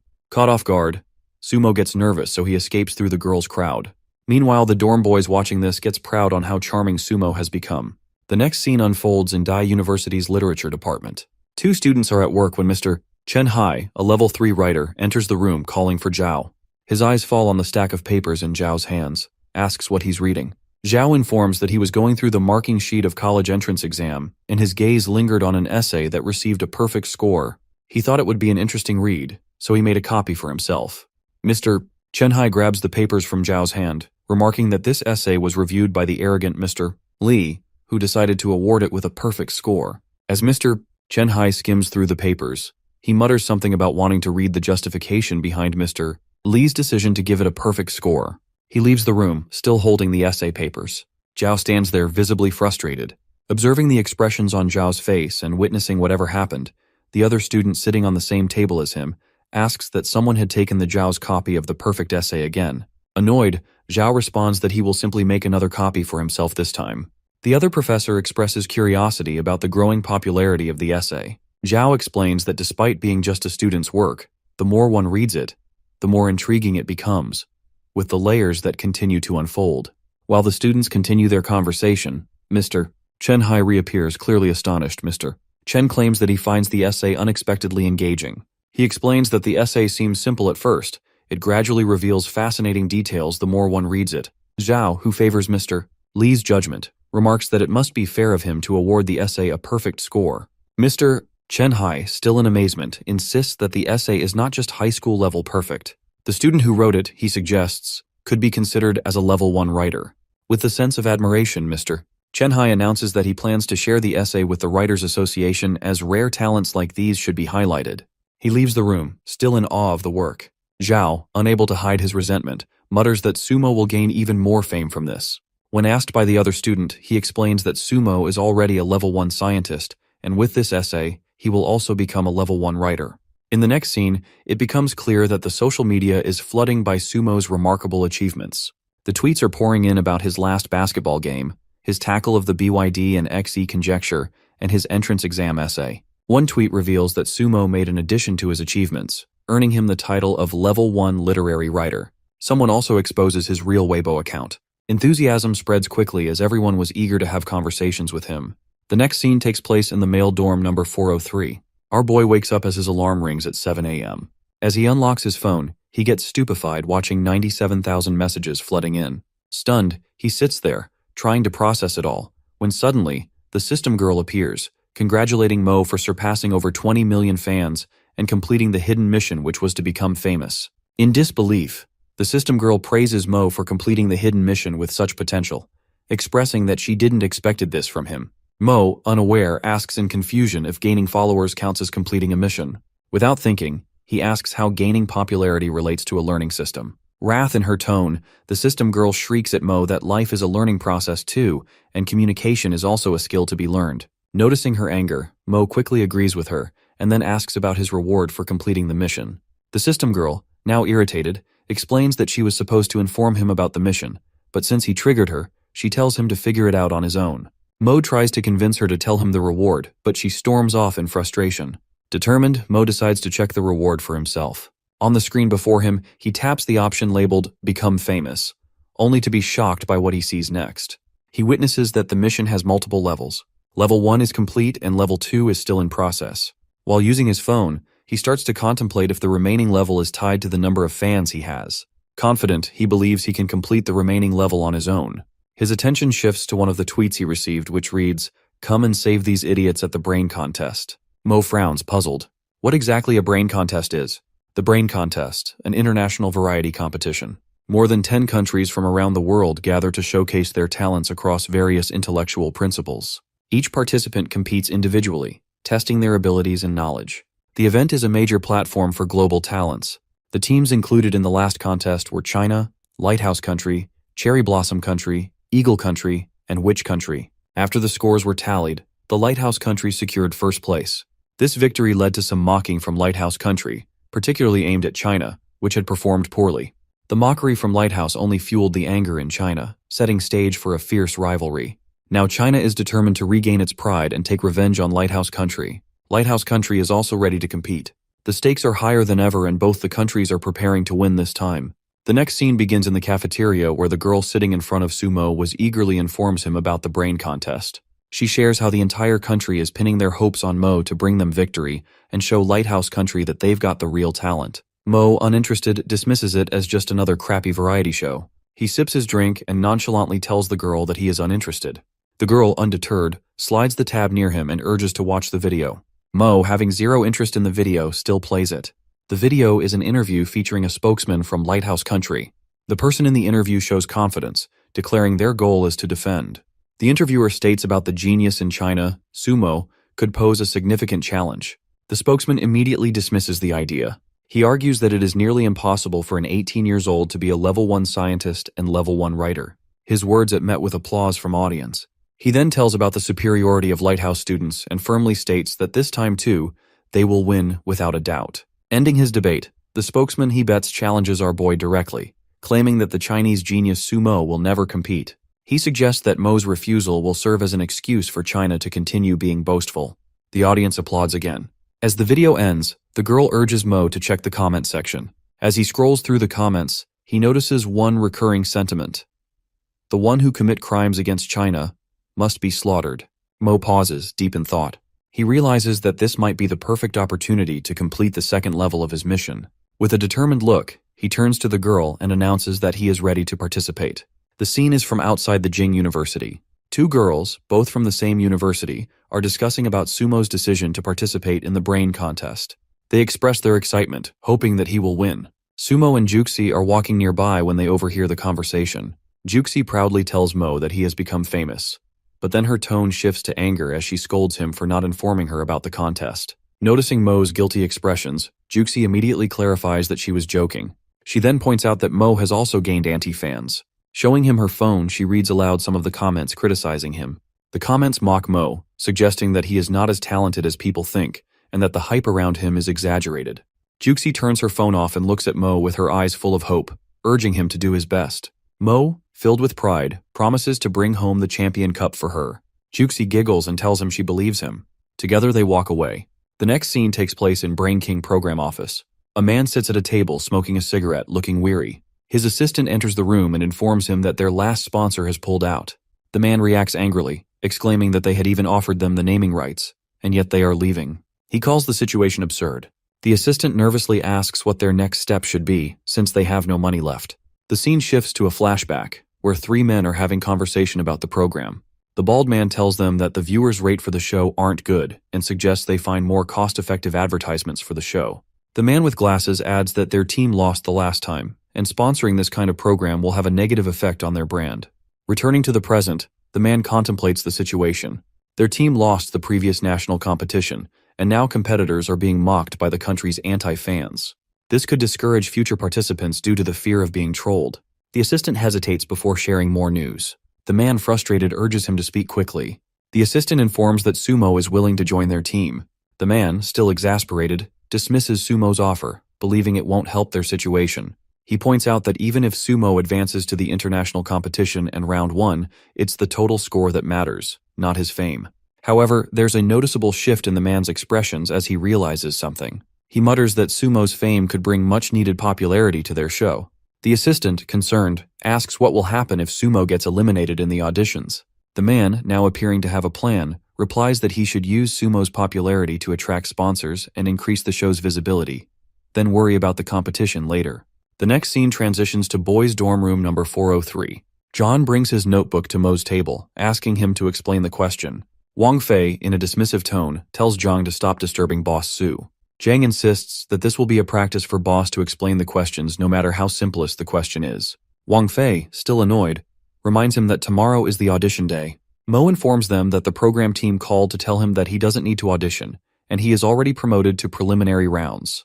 Both Zhang and Wang Fei get astonished by his immediate promotion. They praise Mo, marveling at how the program director must have recognized his ability. Zhang notices Zhao Tiang using his phone and asks him if he is pretending to use his phone. Zhao tells that he is looking through the hot searches and notices that Mo is the only one promoted to the preliminary rounds without needing an audition. Zhao informs the group that Mo has gained anti-fans who are actively trying to embarrass him. He then exclaims that he feels like someone is orchestrating all of this behind the scenes. Zhang responds, suggesting it will be beneficial if someone were pulling the strings. Zhao, visibly concerned, points out that if Mo fails, the Knightsons will be furious. With self-assurance, Mo urges the boys to have confidence in him. Adding up, he mentions a quote, "In the face of absolute talent, everything in nothing." 3 days later, it's the day for the Brain King debate competition preliminary round. The crowd is electric with excitement as the host, Zhang Cheng, welcomes everyone. She informs the audience that 100 competitors have made it to the preliminary round from 1,000 to 10,000s of applicants. Zhang then introduces the competitors and explains the format. They must answer the questions simultaneously, and only the first 10 participants to answer correctly will earn points and move forward as true competitors. These top 10 will represent the country in international competition. Zhang Cheng calls all the participants onto the stage. When Zhang and Wang from the audience spot Sumo, they wave at him, calling out to him as boss. Sumo waves back, at which the girl sitting in front of Zhang and Wang thinks he's waving at her, becoming thrilled at the thought of his smile. Zhao Tiang, sitting behind Wang Fei, is impressed by how many supporters their boss has. As all the participants intake their positions, Zhang gives the countdown, and the competition begins. The first question appears on the screen. Pictures from which the participants have to identify the one that is different from the rest. Zhang is taken aback, commenting that he didn't expected these types of questions to be included in the competition. Wang Fei laughs at one contestant who looks utterly confused while studying the screen. Zhao Tiang mentions having heard of a technique called 3D eye. He explains that by overlapping the left and right images with your eyes, the difference between them will become apparent. By adjusting your view vertically and horizontally, the distinct image will reveal itself more quickly. Wang Fei notices Sumo's baffled expressions while looking at the screen and realizes that Sumo is unfamiliar with the 3D eye method. The scene transitions to the backstage, where the program leader is monitoring the live feed of the front stage. The assistant enters the room, informing the leader that the hot searches have been manipulated to trend on the internet. The top search headline reads, "China's top genius can't even pass the preliminary round." The leader plans to use this controversy to spark outrage, hoping to generate publicity and attract sponsors towards his program. The leader then exclaims that he had designed the questions without any emphasis on mathematics. While Sumo may be genius, the leader muses, he isn't so extraordinary that... The leader notices Sumo's change of behavior. Sumo confidently clicks on the buzzer. The host immediately announces that only 10 seconds have been passed since the picture was shown, yet Sumo has already buzzed in to answer. After a brief pause, Zhang announces in disbelief that Sumo's answer is correct. The audience is shocked. Zhang, astounded, shouts that he didn't even finish looking at all the 100 pictures. Zhao, turning to Sumo, remarks that he always knew Boss was a genius, but didn't realize he was this overpowered. Meanwhile, Sumo reflects on his last reward, the supervision power. It proves to be incredibly powerful and advantageous for him. One by one, Sumo answers 7 questions correctly in a row. He scores 70 points, securing the top rank. Wang Fei compliments him, marveling at his skills, while Sumo basks in the praise, feeling overly proud. Meanwhile, the leader still watching the screen from front stage, his fury mounting as our boy continued to excel. His carefully led conspiracy is falling apart. He had assumed Sumo was merely a mathematical genius, so he intentionally included the intelligence questions to trip him up. Yet, to his astonishment and frustration at the same time, Sumo proves to be an all-around genius. The leader's assistant enters the room, looking nervous, and reports that the situation is really strange. The leader snaps at him, saying that he can see it himself. The assistant hesitates before explaining further. Facing the phone screen towards the leader, he elaborates that the online reviews are unusual. The leader grabs the phone and starts scrolling through the comment section. The screen is filled with negative feedback, accusing the program team of rigging the game and changing the questions on purpose so Sumo could easily answer them. The assistant nervously suggests hiring a hype team to boost the show's popularity and ratings. The leader explodes with anger, furious that instead of targeting Sumo, the assistant's actions are sabotaging their own program. The next scene then flashes back to 12 hours earlier, where we got to know that the assistant did a strong PR company, but what they didn't anticipate was in just a few short hours, it already hired many people. The worker seems to be impressed by Sumo and says that the target does not seem to have anything bad about him. Listening to this, the head reminds him that he has been working as an anti-fan for 2 years, inciting war, flaming people so he doesn't need to know anything bad about them, and clarifies him to get done with the work and tear them apart. After that, the team gets to work, and there seems to be an error in the communication that is flaming the program team, instead of insulting Sumo. The scene then takes us to Sumo, who appears to be answering all the questions correctly, and takes the first place in the scoreboard with a total of 150 points. On the other hand, Wang Fei and Zhang cheers up for Sumo and makes fun of the second competitor, whose score was 104 points at this point. At that moment, Zhao Tiang lets out that the boy who's second in scoreboard looks kind of familiar, and realizes that he's Song Li Xin, who's also a big genius. Wang, who was cheering for his boss Sumo, asks about Li Xin, and that's when Zhao reveals that he was the third-place winner of the last Brain King competition, and his power is almost equal to the first-place winner. Upon hearing this, Wang is left astounded when he realizes that Mo has surpassed Song by almost half his points, concluding that Sumo really is the country's most intelligent person. The scene begins backstage, where the screen showing Sumo is still on. The leader yells at his assistant to call the PR company immediately and have them remove all the negative comments circulating online. The assistant quickly runs out, shouting over his shoulder that he'll handle it.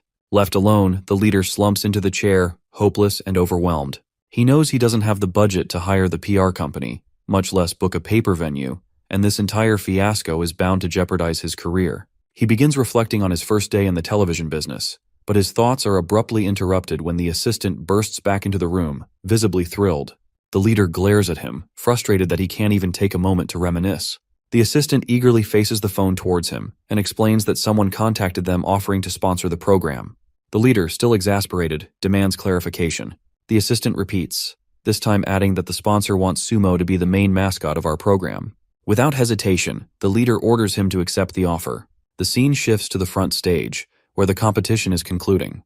Zhang, the host, announces that the competition has officially, and declares Sumo as the winner of the competition for answering 20 questions in the row correctly. Sumo secures first place with a total of 200 points, while the second place candidate, Song Li Xin, finishes with a total of 137 points. Song Li Xin, on his way back, furiously slams his hand against the door, convinced that the questions in the competition were leaked.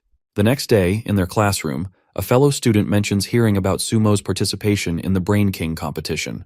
Wang Fei, brimming with pride, enthusiastically shares that Sumo took the first place.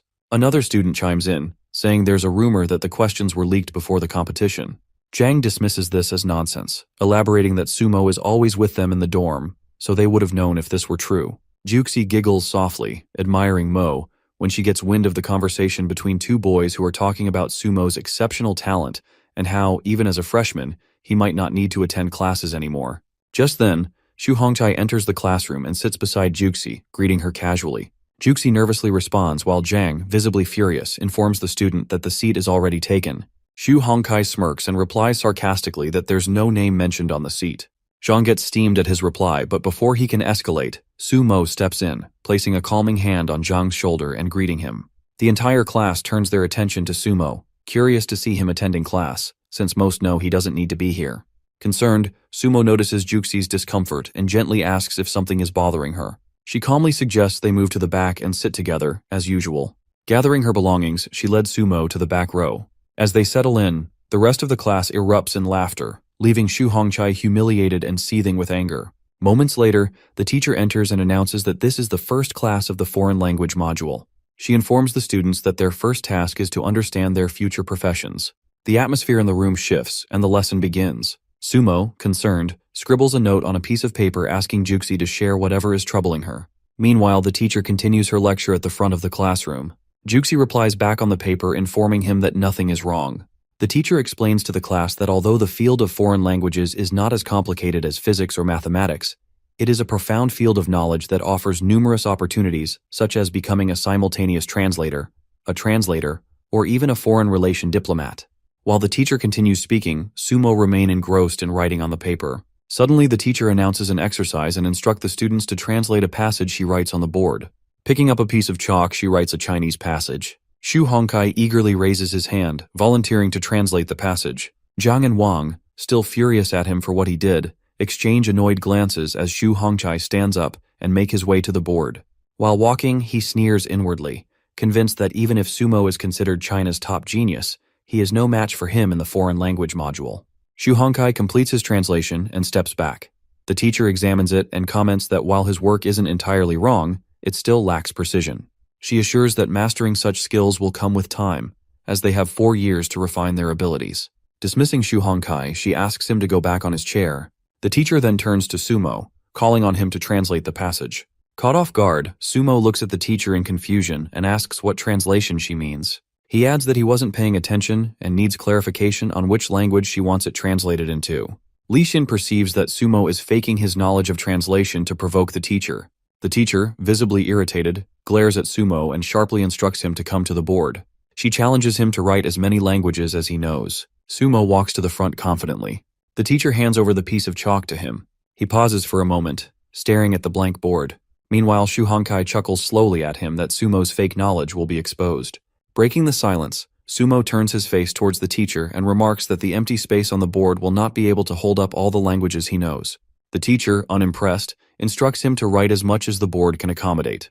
From the back of the classroom, Zhang whispers sarcastically to Wang that the teacher seems to explode in anger. The rest of the class begins to make fun of Sumo. One of them starts recording on their phone, calling it a historical moment, while Xu Hongkai whispers in delight, expecting Sumo to embarrass himself. Sumo begins to write same passage in multiple languages. Student, who was recording the scene, gasps, claiming in disbelief that Sumo has already written it in over 20 languages. Another student, stunned, asks if he is using any devices. The first replies in awe that Sumo isn't using anything but his own knowledge. The teacher, astounded, slowly takes off her glasses. Her mind races as she recalls writing the original passage herself just the day before. She examines Sumo's translations more closely, realizing that only are they accurate, but they also highlight logical and uncommon writing. The teacher, stunned, reflects on the display before her. Even she, with years of study, has mastered only 5 languages, yet Sumo demonstrate the level of profession that would take maximum 20 or more years to achieve. Sumo hands the chalk back to her and informs her that he cannot fit any more translations on the board. The teacher dismisses the class, her thoughts consumed by extraordinary talent of an 18-year-old. She decides to speak with Dean about Sumo's abilities.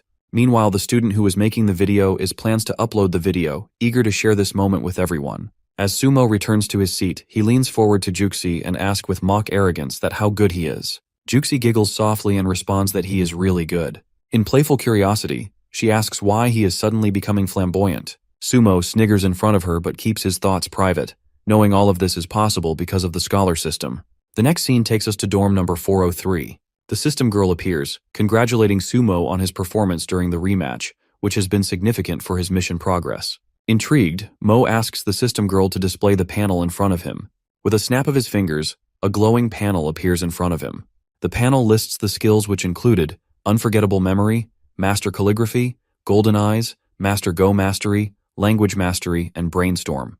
The panel also shows Mo's total points at 0 and his value point at 133.75923. Mo frowns and asks about the unchanged points. The system girl explains that these points are achievement points, and its system will only unlock once he meets the required level of followers. Sumo argues that he already has 13 million followers. The system girl clarifies him that he needs to have 20 million followers to activate the achievement point system, which will automatically raise the points. Sumo falls back onto his bed, staring at the ceiling in frustration. He wonders how long will it take to meet the requirement and resolves to adopt a high-profile strategy to gain the followers faster to activate the point system. The next segment commences in the principal's office. Sumo knocks on the door and the principal invites him in with a warm greeting. Sumo requests the principal for a leave of absence. With a relaxed demeanor, the principal inquires if the leave is for the King of Brains tournament and how long will it take. Sumo informs him that competition team said that it would take maximum of half a month. The principal nods thoughtfully and tells Sumo that King of Brains have become really popular, so he should perform well and not bring embarrassment in the name of Anna University. Sumo reassures him, inwardly reflecting that the King of Brains trophy is already as good as his. The next scene transitions to the TV station director's office. The director is going flipping through a file of candidates for the upcoming competition. He pauses and observes that a graduate from Imperial University, Song Li Xin, is on par with the freshman, Sumo, of Anna University. Both are exceptional mathematicians, young and immensely talented. The team leader, standing in front of him, adds that they both are on the same level, but Song Lee is focusing more on social promotions. Adding up, he informs that Song Lee came on the 3rd place in last Brain King competition, which was bad luck since his abilities are equal to the 1st place winner. He continues, noting that Song Lee Shin was originally set to lead the team in the international competition. The director considers this and asks if Sumo will now be chosen instead. The leader confirms and praises Sumo's remarkable skills. The director commends the leader for his work. Adding up, he inquires about the ongoing internet trolls targeting the event. The leader, a bit nervous, tells that people are spamming frequently, closely monitoring the situation. The scene opens with an intense internet rivalry brewing between two factions. One group passionately claims that Sumo is the finest young scholar of this generation. In contrast, the opposing group argues that while Sumo is undoubtedly a genius, but he cannot surpass individuals with who are 100 or even 1,000 times more experienced. The debate grows heated, with the first group dismissing their opponents as jealous distractors, labeling them as sprayers. The second group retaliates, calling the first as brain-dead fans. As the exchanges intensify, neither sides show any signs of backing down, and the rivalry continues to escalate across the social media. The next scene takes us to the director's office. He addresses the leader, emphasizing the importance of focusing on his assigned work. Since it is a variety show, it's important to stay aligned with the public opinions to win their favor. The director adds that if the leader manages everything well, he can secure a promising future for himself. With determination, the leader assures him. Inwardly, he reflects that this is his chance to shine now, and he must make Sumo the highlight of the show. The scene transitions to the meeting room. Making sure everyone is present in the room, the leader announces the start of the meeting. One of the members silently questions the necessity of gathering in person instead of communicating through email. The leader, with a clear purpose, announces that for the sake of the show's popularity, each contestant will have to choose a challenge that cannot be repeated. The announcement causes unrest among some of the members, finding the challenge unfair. However, the leader continues to speak, revealing Professor Chang from University of Science and Technology to be their judge. The mention of Professor Chang astonishes the group, as his expertise are renowned. The leader elaborates that Mr. Chang is the most authoritative person to evaluate the difficulty of each project. The leader then asks them to choose a difficulty level ranging from 1 to 10, assuring them that by the end, they will have an objective evaluation. He confidently declares that difficulty level of 7 cannot be tackled by the average so-called genius. The red-headed member, visibly satisfied, remarks that it won't be an issue for him if Professor Chang is the judge. Pausing for a moment, he reveals that the last person to pick will be at a disadvantage. The others glance at him, puzzled. The leader clarifies that he has called everyone to discuss this matter. Acting as a mediator, he will present all the options, giving everyone a right to choose the project that best suits them. Sumo, raising his hand, utters that since he was the last one to come, he will be the last one to choose. Song Lee Shin stands up abruptly, walking towards the table displaying the series of projects. Without hesitation, he picks up the card labeled with a difficulty level of 9.5. The leader, shocked and confused, inwardly perceives that he had intended Sumo to take on the hardest level since he is the biggest selling point of the show. All the members are left astonished looking at the card Lee Shin picked. Breaking the silence, the leader asks if he's sure to pick that card. With overconfidence, Song Lee replies that it's his choice to make. Then, in a sharp tone, he asks all the other members to choose their cards quickly and get out of here. The members exchange glances, marveling at Song Lee's boldness in selecting such a high difficulty level card. After that, one by one, all the members step up to choose their cards. Finally, only Sumo was the remaining one. Song Lee asks him to choose his card. Sumo notices and finds it weird how Lee Shin was targeting him. The only card left on the table is labeled with a difficulty level of 10, Microscopic Water Identification. Sumo steps forward and picks up the card without hesitation, accepting the ultimate challenge. The red-headed member seems to be in a state of disbelief when he witnesses Sumo's choice of the card. It is then revealed to us that Microscopic Water Identification Test is a formidable challenge. The task requires the challenger to carefully observe 500 cups of water and then assign one of the cups to a spectator. Afterwards, the challenger has to turn around, closing their eyes, while the spectator shuffles and rearranges the cups in a random order. Once the arrangement is disrupted, the challenger must locate the previously designated glass of water by analyzing the air above the cups alone, relying entirely on their observational skills and extraordinary focus. Song Lee Shin, filled with curiosity, asks Sumo if he's truly certain about choosing that card. Sumo, brimming with confidence, firmly affirms his decision, repeating Lee Shin's early statement that it's his choice to make. Irritated by the response, Song Lee challenges Sumo, declaring that he will eagerly watch how Sumo performs. Rising abruptly, He storms out of the room, sharply remarking that he hopes that there's no foul play in the show. The remaining members start murmuring, criticizing Song Lee and Sumo, labeling their behavior as mean and arrogant, predicting their failure in the competition. Sumo, visibly annoyed, asks why his choice is creating an uproar among others. The leader explains that these contestants are from Imperial University. Their last competition was Lu Jiao from Anna University, a formidable opponent. They never expected to face another challenger from Anna University, let alone a freshman with extraordinary potential. The leader continues, pointing out that tension arises from the academic rivalry between faction, which naturally made Sumo a target of their frustration. Sumo expresses his disappointment at how these scientists waste their energy on such petty rivalries. The next scene brings the latest news about King of Brains competition to light. The first piece of news, posted on 28th of November, reveals that all the contestants thinks of Sumo to be arrogant. The second update, posted on 29th of November, speculates that Sumo's performance has raised suspicions about missing questions in the competition. A microblog post on 30th October criticizes the crowd cheering for Sumo, calling them crazy. A Weibo comment advises to wait until the competition day, when everything will come to its revealing naturally. It is now November 1st, the day for domestic finals for the King of Brains competition.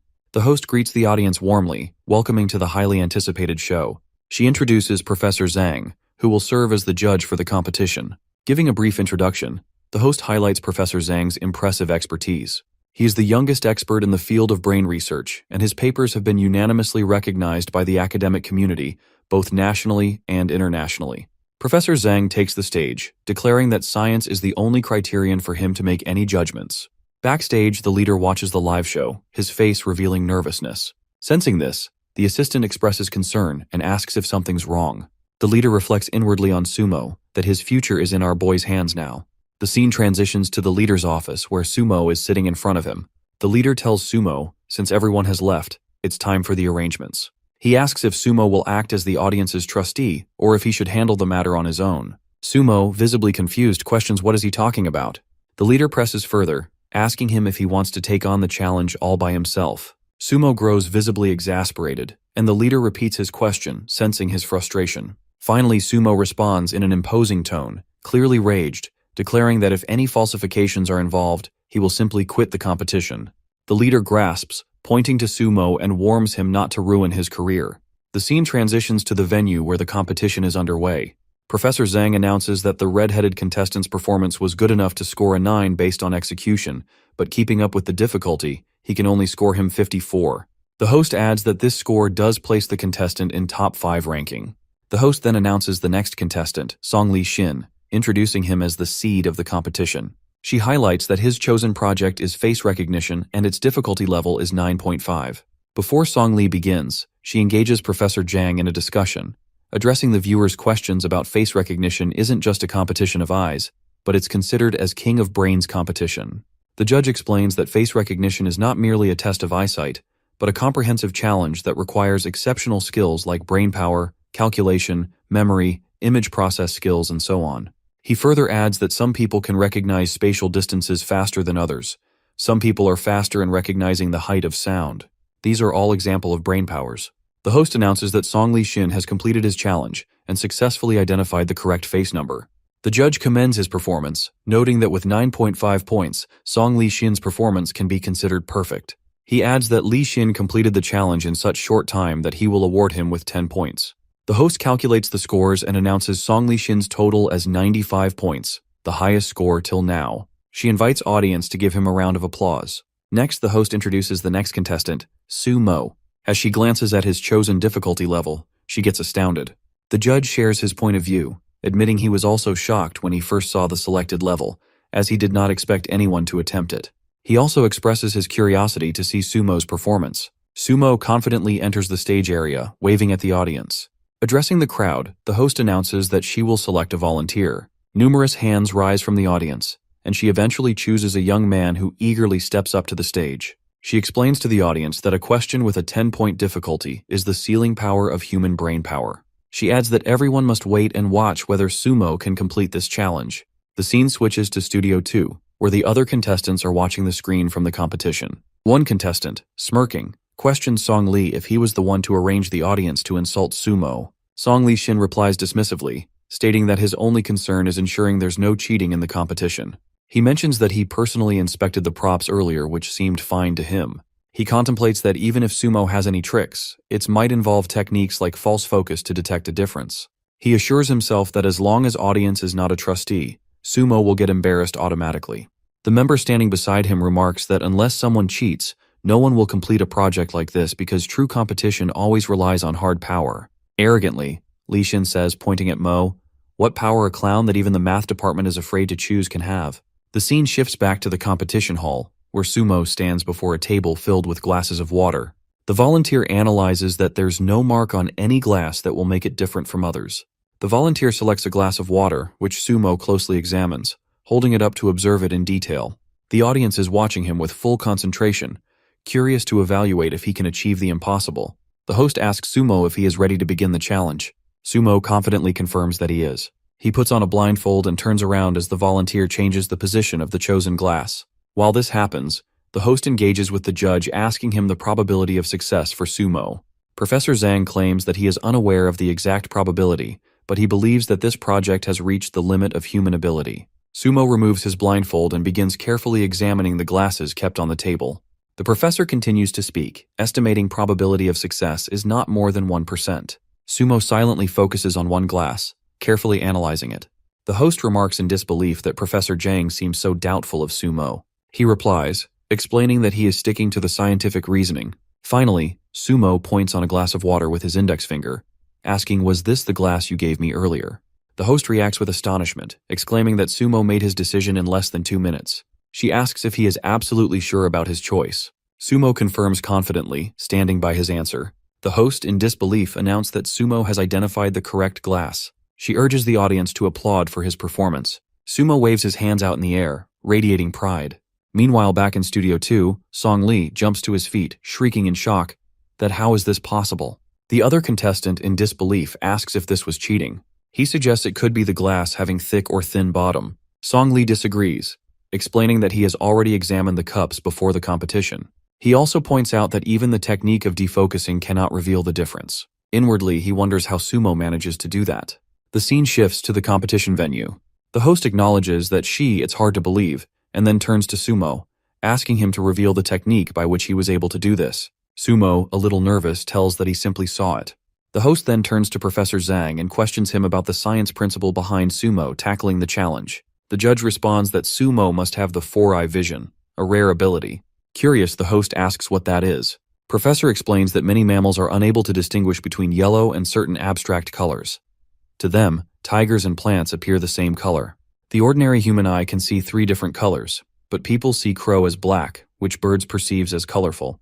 He explains that people with 4-color vision can see colors that ordinary people cannot. He adds that scientists have long proven that water also reflects a portion of UV rays, and if a normal human eye could capture this UV light, be able to witness water as a colored liquid. He continues, saying that since water is in constant motion, switching the order of water glasses would cause the water surface to change. However, this requires having a 4th type of visual cone cell and strong graphic reasoning skills, which would allow one to detect the changed pattern of water. He adds that he did not expect anyone to complete the challenge perfectly, which is why he calls it the brain best, and Sumo is deservedly the king of brain.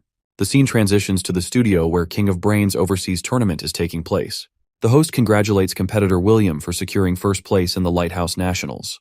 William is sitting in the VIP section at the back of the studio. Feeling overly cocky, William says that no one in his competition can beat him. The man sitting beside him informs him that he has heard of an emerging competitor from China who seems to be a strong contender. He adds that this competitor, Sumo, scored a perfect score in the microscopic water identification test. William responds with a cold reaction. The guy taunts Sumo, that microscopic identification and full marks. Who would believe it? Being arrogant, calls the Chinese people yellow-skinned monkeys, accusing them of always having an inferiority complex, which makes them come up with false claims like this. William adds that since they've made such a bold false claims, he believes the Chinese program team will definitely try to bribe him to lose to China's competitors. The guy asks if he will refuse the offer. William replies that he wouldn't refuse. The man then asks if he's really going to lose to a monkey. William smirks and says that both money and victory must be secured. The other guy asks what would happen if they expose William. With overconfident demeanor, William replies that they wouldn't dare to expose him, because doing so would put their own reputation at risk. The guy calls William a devil. At which, William responds by saying that the world works like this. When the weak commits a sin, they lose everything, but the strong ones can take it all. Sumo walks through the corridor of his university when suddenly someone grabs his forearm around their fist, pulling him along. He shouts but quickly realizes it's Senior Lu. She explains that she needs to ask him a favor. Concerned, Sumo asks what it is. Lu reveals that it's a personal matter. Calling her as his sister, Sumo assures her that she can tell him anything. She tells him that her parents have insisted she go on a blind date, and she wants Sumo to accompany her and pretend to be her boyfriend. Sumo is stunned by the request, and mentions that he already has a girlfriend, suggesting she ask someone else for help. Senior Lu, however, insists that she has no other friends except Sumo, and since he calls her his sister, he can give his sister a favor. Sumo responds that he would help if he didn't have other commitments. Senior Lu, clearly upset, warns that if he refuses to help her, they won't be friends in future, and she would also lose her family. Feeling pressured, Sumo quickly agrees to help and comments that Senior Lu's persona has changed. She pulls him along and tells him that they're going shopping. She explains that Sumo couldn't wear casual clothes he is already wearing to the event. He needed formal attire. Sumo protests that he hasn't worn any formal clothes since he was a child. Noticing Lu's irritated expressions, he immediately agrees, adding that he hopes it won't cost her too much. The next scene transitions to a restaurant where Sumo, now in formal clothing, enters with Senior Lu.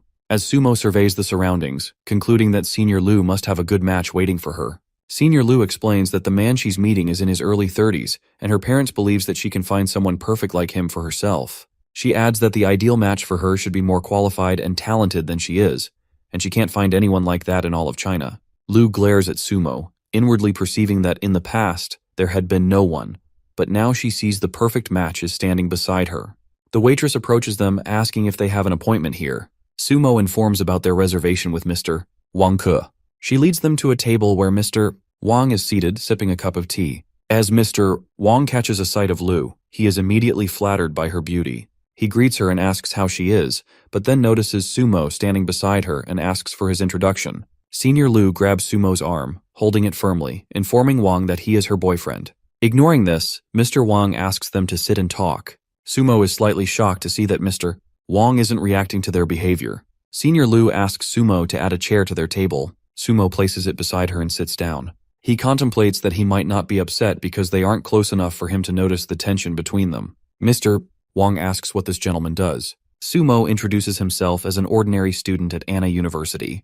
He mentions that he doesn't belong from a rich family but is definitely handsome than Wang. Sumo then taunts Wang that he is already younger than him since Wang will be turning 40 plus this year.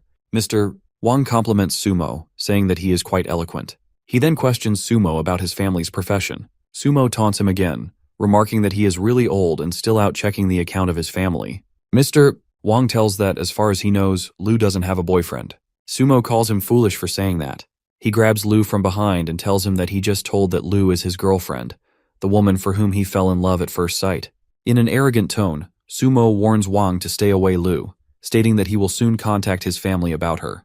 Mr. Wang becomes extremely triggered and storms out of the table. As soon as Wang leaves, Sumo immediately removes his hand from Lu's back and nervously tells her to forget what just happened. He explains that he was just angry at Wang and had no intentions of taking any advantage of Lu. Filled with emotions, Lu thanks Mo for his help. She tells him that she cannot repay him for what he's done, and then asks his opinion for actually being her boyfriend for real. Sumo is stunned by her question and dismisses the idea as ridiculous. At that moment, Mo's phone starts ringing. He informs Lu that it's the head of TV station, so it's important for him to take the call. Sumo quickly leaves and asks to contact her later. As Sumo leaves the room, Senior Lu, being upset, speaks to herself that she actually didn't like Wang. The scene transitions to the TV building. As Sumo enters, the leader apologizes him to ask him to come on short notice. Sumo tells him that it was no trouble for him. Inwardly, however, he feels relieved, perceiving that the phone call saved him from a huge problem and that it would be an issue if Juxi finds out about what happened with Lu earlier. The leader escorts Sumo to the conference hall, where all the other contestants are already gathered. One of the members remarks at Sumo that he is the last one to arrive. Sumo explains that he is just a freshman, and so it's hard for him to take time off from classes. The members get astounded at his explanation that he is just a freshman. The director compliments that he is so young to have such achievements.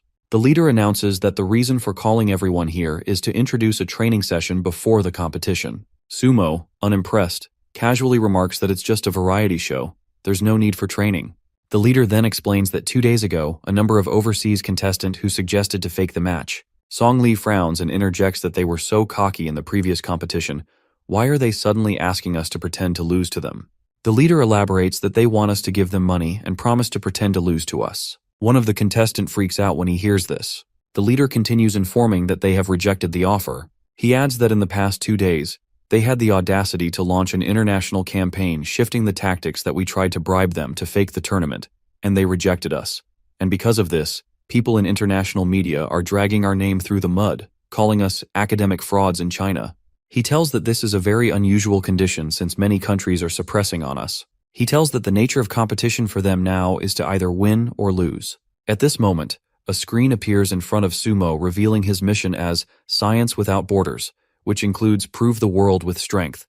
The power of science is pure.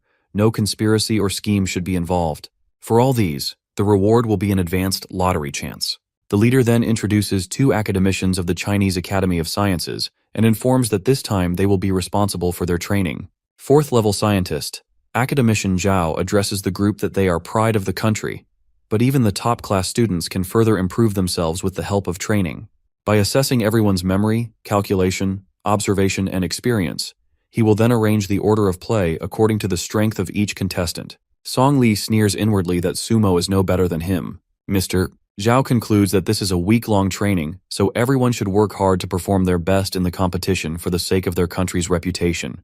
The scene transitions to the ex-city headquarters, where the academician review Sumo's work. Their jaw drop as they analyzes the perfection of his calculation and observation. Sumo is confused to watch their expressions. The academicians dismiss the training class. The leader asks the reason of dismissing the training, since it was planned for a whole week. Mr. She tells that there's no need for the training since there's an all-round talent, and this time they will surely win.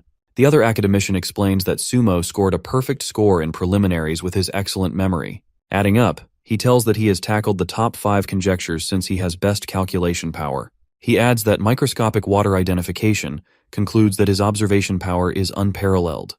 Mr. Xiao tells that now that he has witnessed it all, it is time to believe in his abilities. The next scene is from 1 week later at the airport. Sumo tells stands ready to board his flight. Juxi encourages him to do his best but not push himself too hard. Sumo tells her not to worry, assuring her that he will definitely win since he is the strongest genius learner.